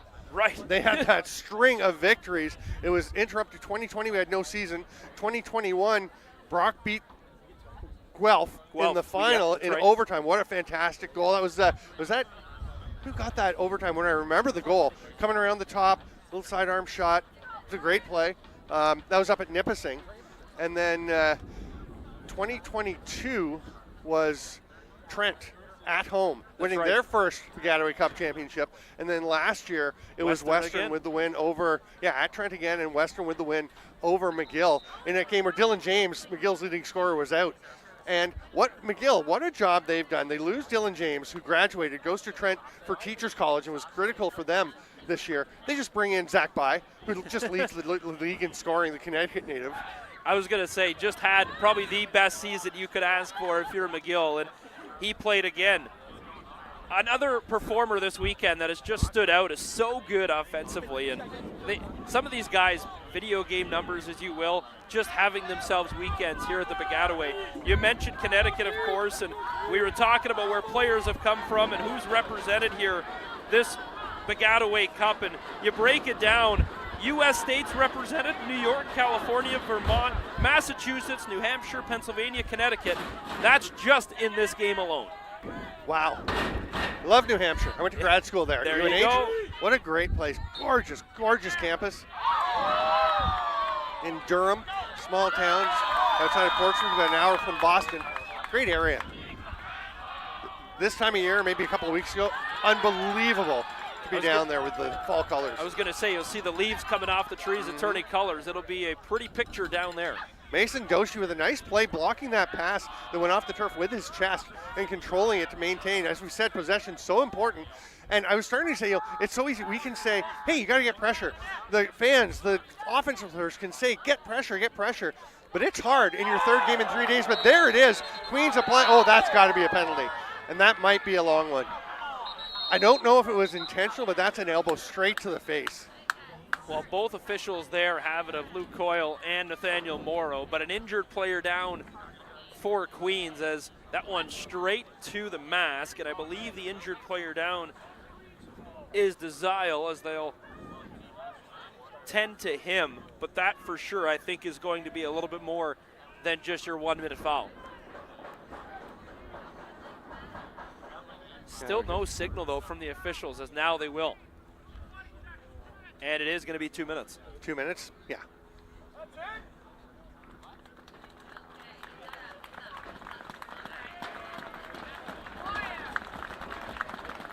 Good to see him back up on his feet, and he runs off on his own accord. No help from the trainer other than just checking to make sure he's going to be okay. I'm sure they'll go through some concussion protocols, as nowadays, of course, any hit to the head, make sure the player is A-okay, and safe before he gets back on that field. Yeah, and I'm just going back to check the, to watch the video of that hit. Kind of fast forwarding through. I'm going to have to mute it. I don't need to hear us talking about it. Okay, there it is. You can do this, of course, at home. Go take a look.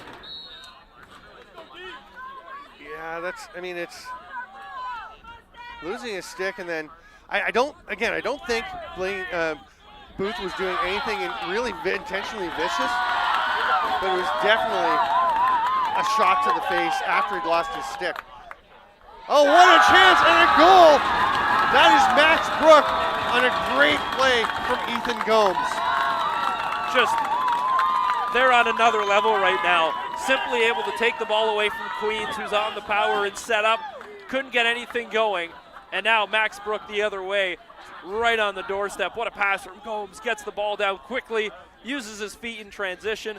That's a great, great effort from Western. Short-handed. Yeah, oh yeah, like they easily collapsed on the power play and took everything away up top. Queens had nothing on that look, and now they get an odd man rush down the other way short-handed. Penalty coming. What's this called? I'm not sure what he's called. Oh, it's a holding 30-second call coming against Western. So Queens will get the ball, and it'll be up two-man now for 30 seconds. Yeah, it must have been a hold off the draw. But now big opportunity for Queens. They are still 6 goals away. Still 4 minutes, though, as now official is going to come on the field here and get everything straightened out before we get back going with 3:50 to go. Yeah, you want to get everything sorted out. Of course, you also want the game to keep rolling. As an official, we'll let you chime in again. There's the challenge. You feel the pressure, right? You want to keep it going. You don't want to be stopping the game, but you do need to make sure everything's done accurately. Yeah, again, the last thing you want in a gold medal game or any game for that matter is a technicality to ruin anything. So, for example, they just added 6 seconds back on the clock. That 6 seconds might not seem like much. You could score a goal in 6 seconds. Hector just misses that one. And again, oh, sorry, McLean. He doesn't have that time. Queens for sure will want every second at it. Wow, what a heads-up play there. Loved it from Ethan Milroy. Eventually, Queens does manage to knock the ball loose, and Griffin, oh, it's loose. Griffin Hill, great goose. Gets it ahead, Millsap gets it, but what a play by Milroy to sense the hit coming as he turned and was able to withstand and hold on to the ball. Hard rip. I like that from Petker because it didn't look like Western's defense was really set, but Western's going to get the backup. Yeah, they're again, Queens just can't catch a break right now. They're shooting it away, thinking they're going to have the guy there, just not there in time.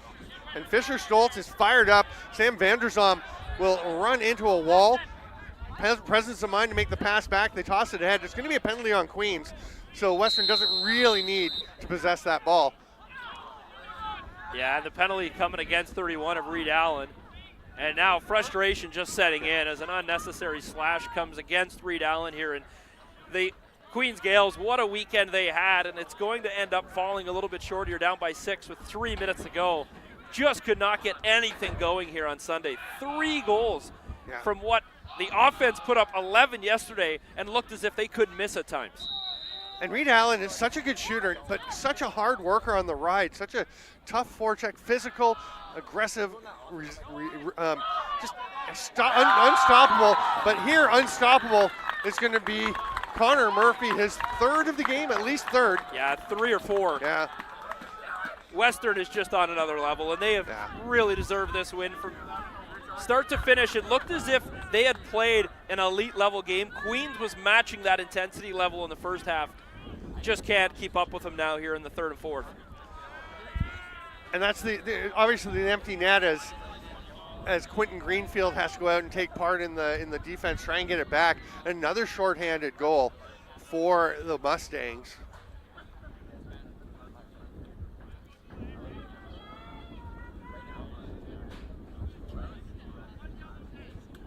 So now they're going to sort out who's actually in the box here still as the penalties get all sorted out as they pull back 1 yellow off the field. So yellow of Queens still down a man, and I think actually we're both teams have a guy in the box, so we're going to play even strength for a bit. What a play by Hawkeye Hamilton off the face-off. And then Millsap holds it through a whole bunch of checks, but eventually it's taken away, and Gomes will run up over center.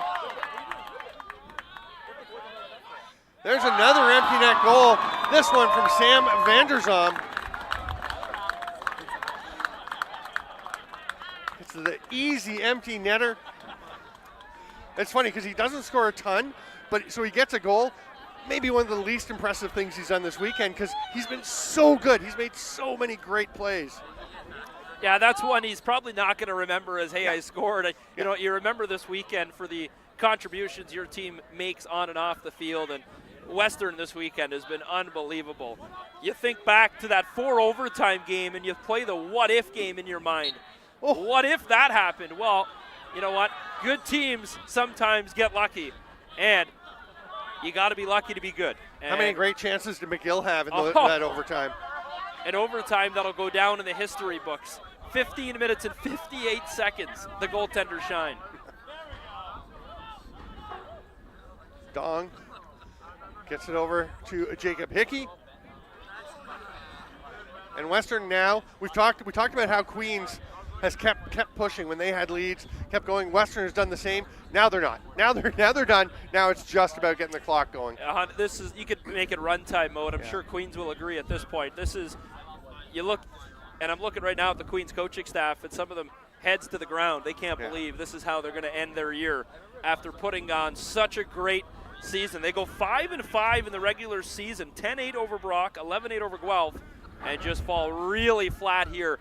Just the second half, I think, has been their downfall. They were close at halftime, and actually Connor Kiernan and his coaches were working hard, looking over, talking about how do we change this? How do we get those last couple of goals on our side to move up and get this championship? And you know they're going to be disappointed, but like you said, and yesterday Desiel said, you know, we didn't feel like we were a 5-5 team. We didn't, you know, we had some close games. There's the shot clock expiring, and they certainly haven't looked like it here, but the trajectory is nothing but up for the Queens Gaels. That pass doesn't connect. This can be Vanderzom passing it ahead.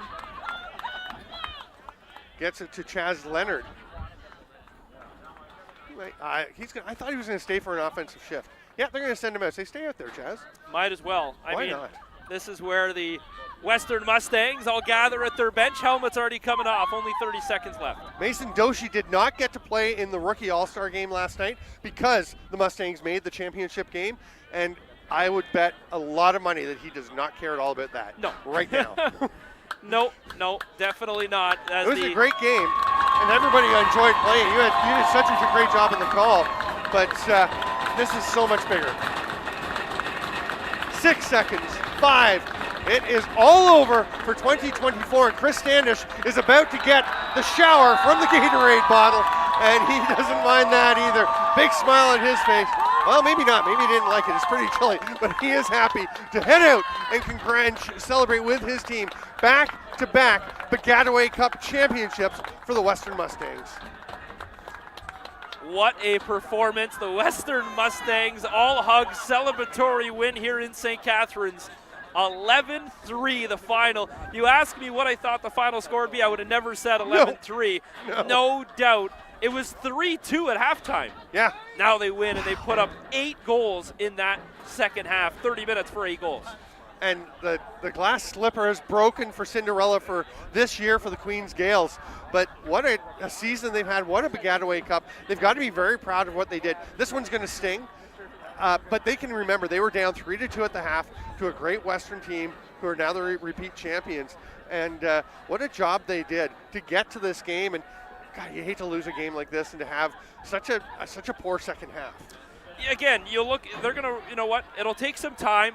I don't think they're going to go home and watch this game tomorrow by any means, but players will click back and watch back. And the thing they'll take away from this is how close they were in that first half. 3-2 after the first half, and it seemed as if the Western Mustangs just found a way to turn it up to an 11. They were at a 10.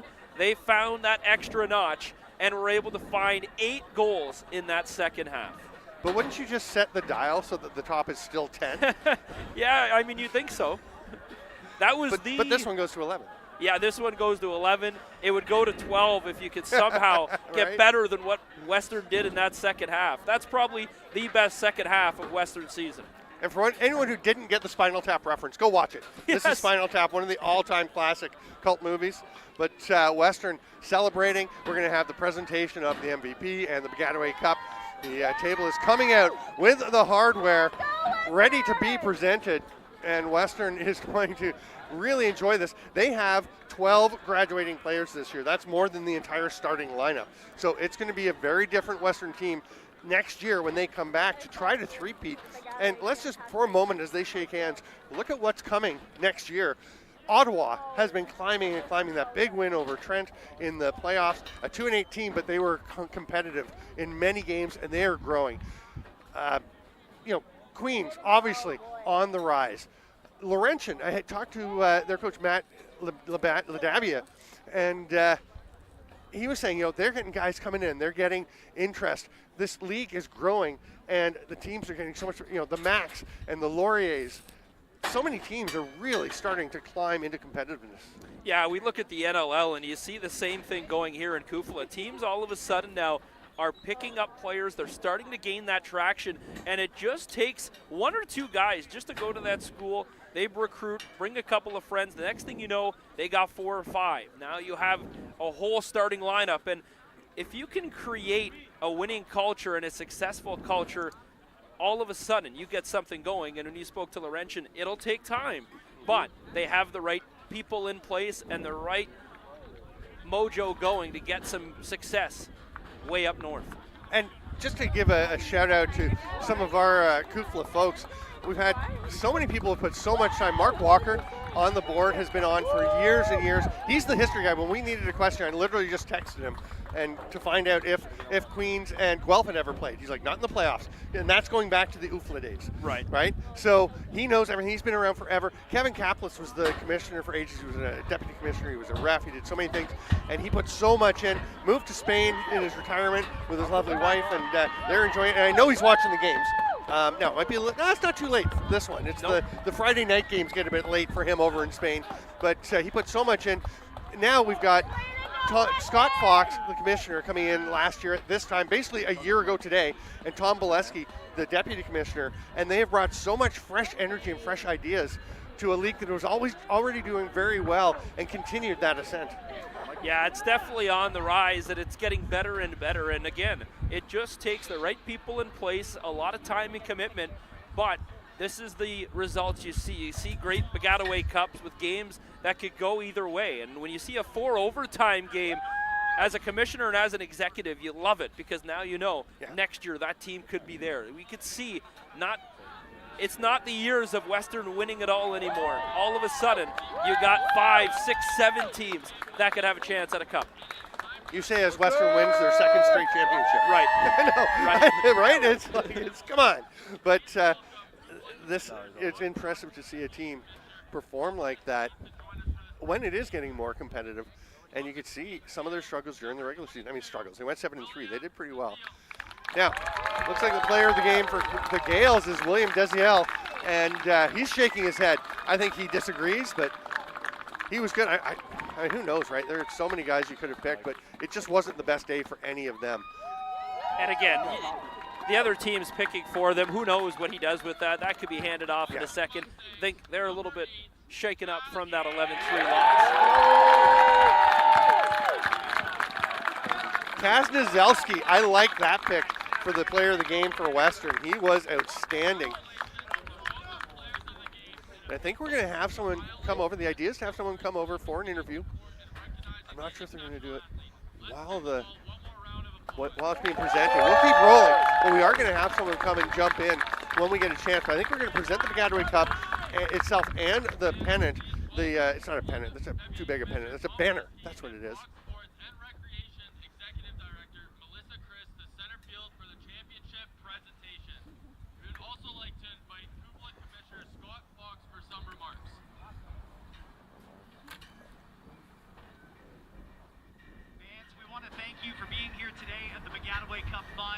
Congratulations to Queens on a hard-fought match. You played your heart out.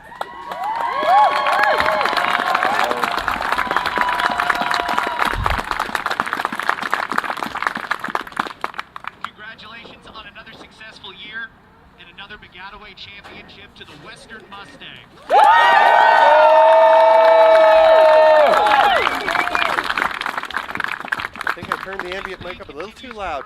We continue to put our top talent in places like this in the Baggataway final. We congratulate both teams. Thank you for being here, and we look forward to seeing you all for another season next year. That was Commissioner Scott Fox, and now the Baggataway Cup will be presented. Congratulate the Queens Gaels on an And the crowd behind us, you heard how it was a great crowd considering Brock went out on Friday. What a crowd here today. It's packed in the stands.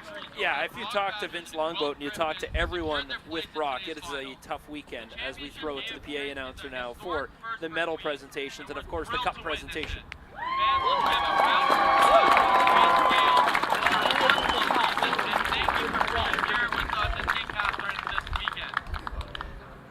And now it is time to recognize our national champions.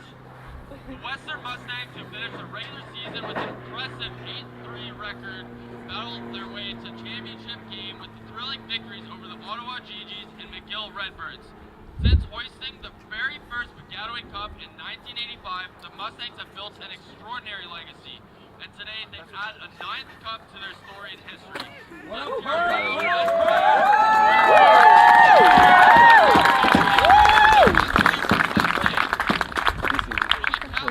Please come forward and accept the trophy.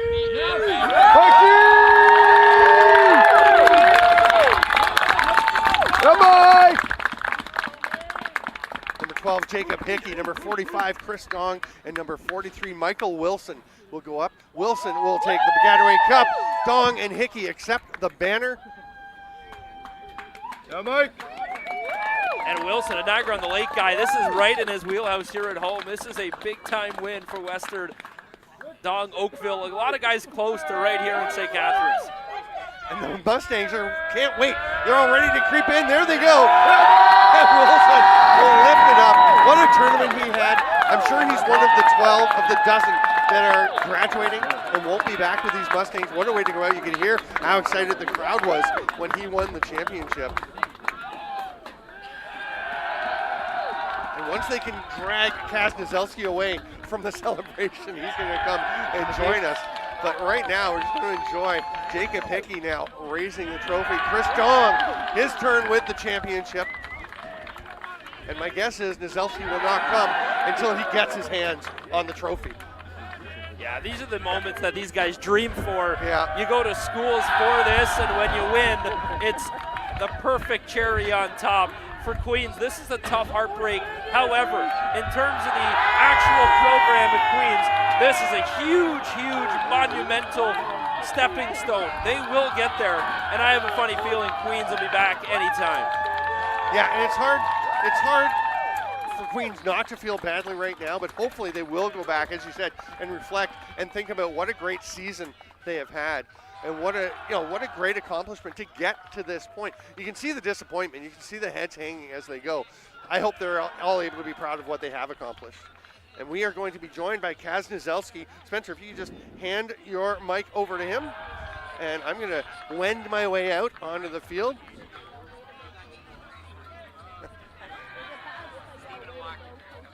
Here's a headset for you. Just don't pull it too far. Here, I'm going to untangle the cord a little bit. There we go. We're looking at the camera right here. And first of all, congratulations. Yeah, thank you very much. Oh, you're going to do a team photo. Can we, right now? Okay, headset off, come back in a minute. Okay, Kaz Nazelski will be back in a minute. Do we have it? Let's get a camera on the team photo for a second, if we can. And then Kaz will come back. Is that okay? Okay. Yeah.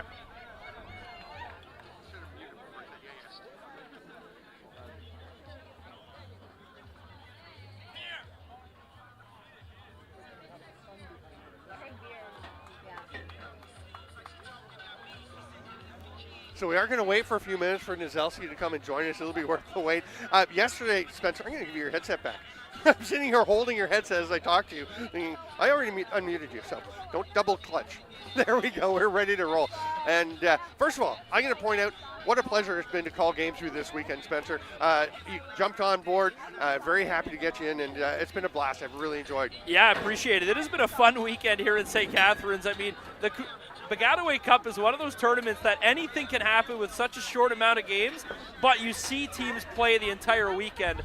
and teams adapt and make changes and get better. And players this weekend have gotten better and better and better, and it's been a joy to watch.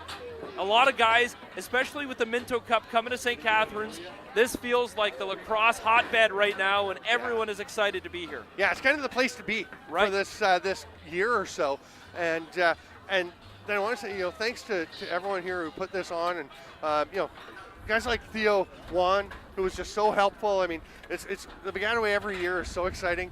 The Brocktv folks, real pleasure to work with them. Chloe and Avery and Campbell and June and.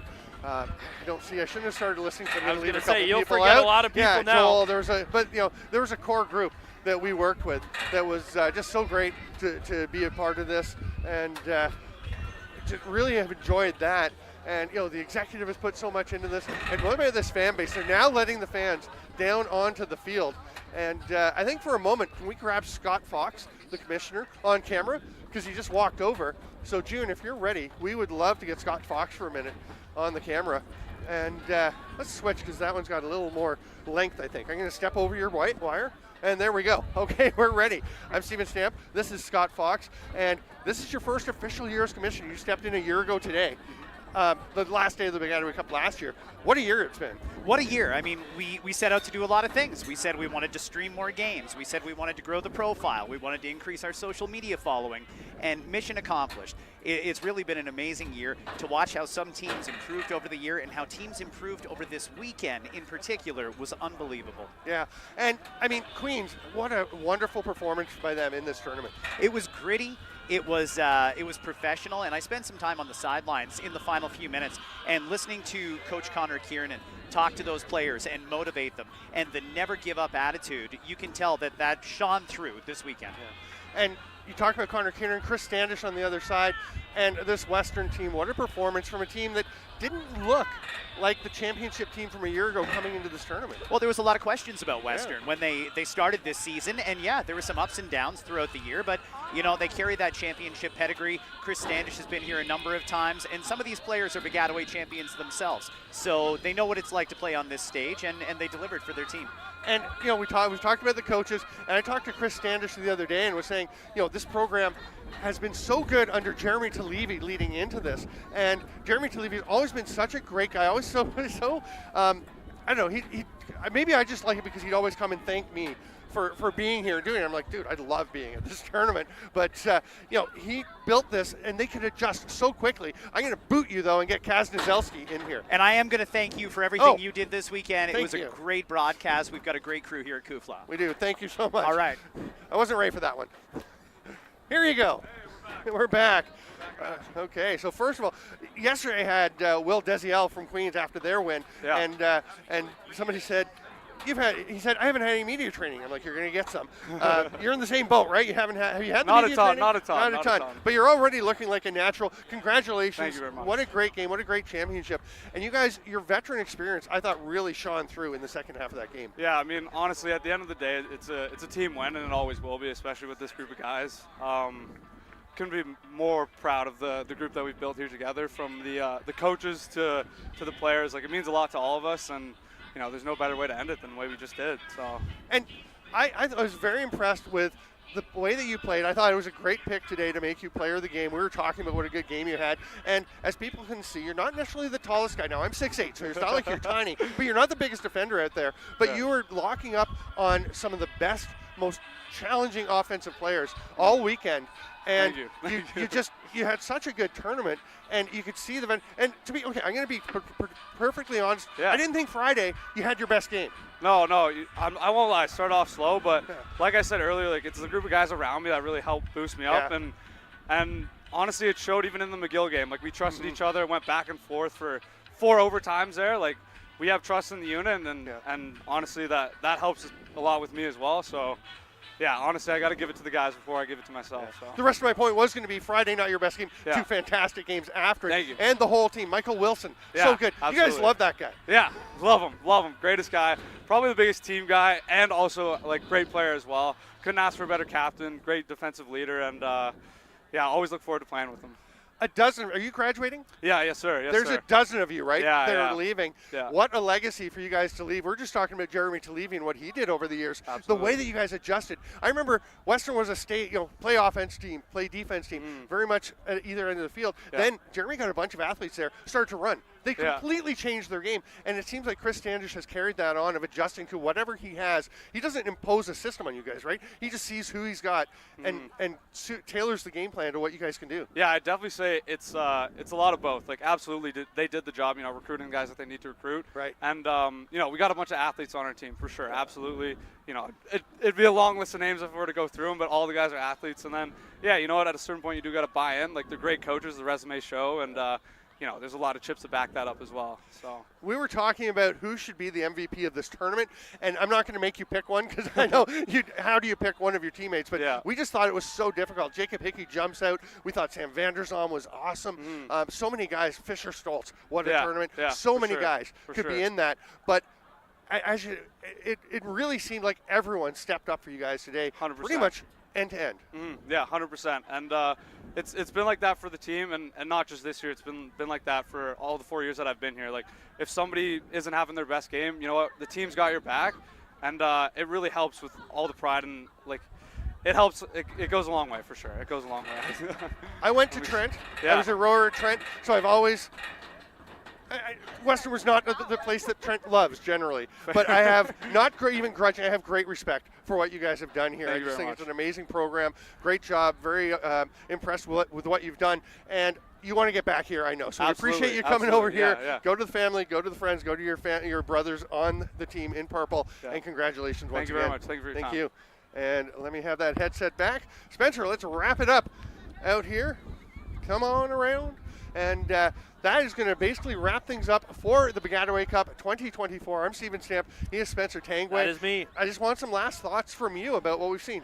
Oh, this weekend has been exciting. Like I said, we talked about seeing players play, and we see these players adapt from game 1 to game 2 to their final game. And you mentioned some of those players, talking with them.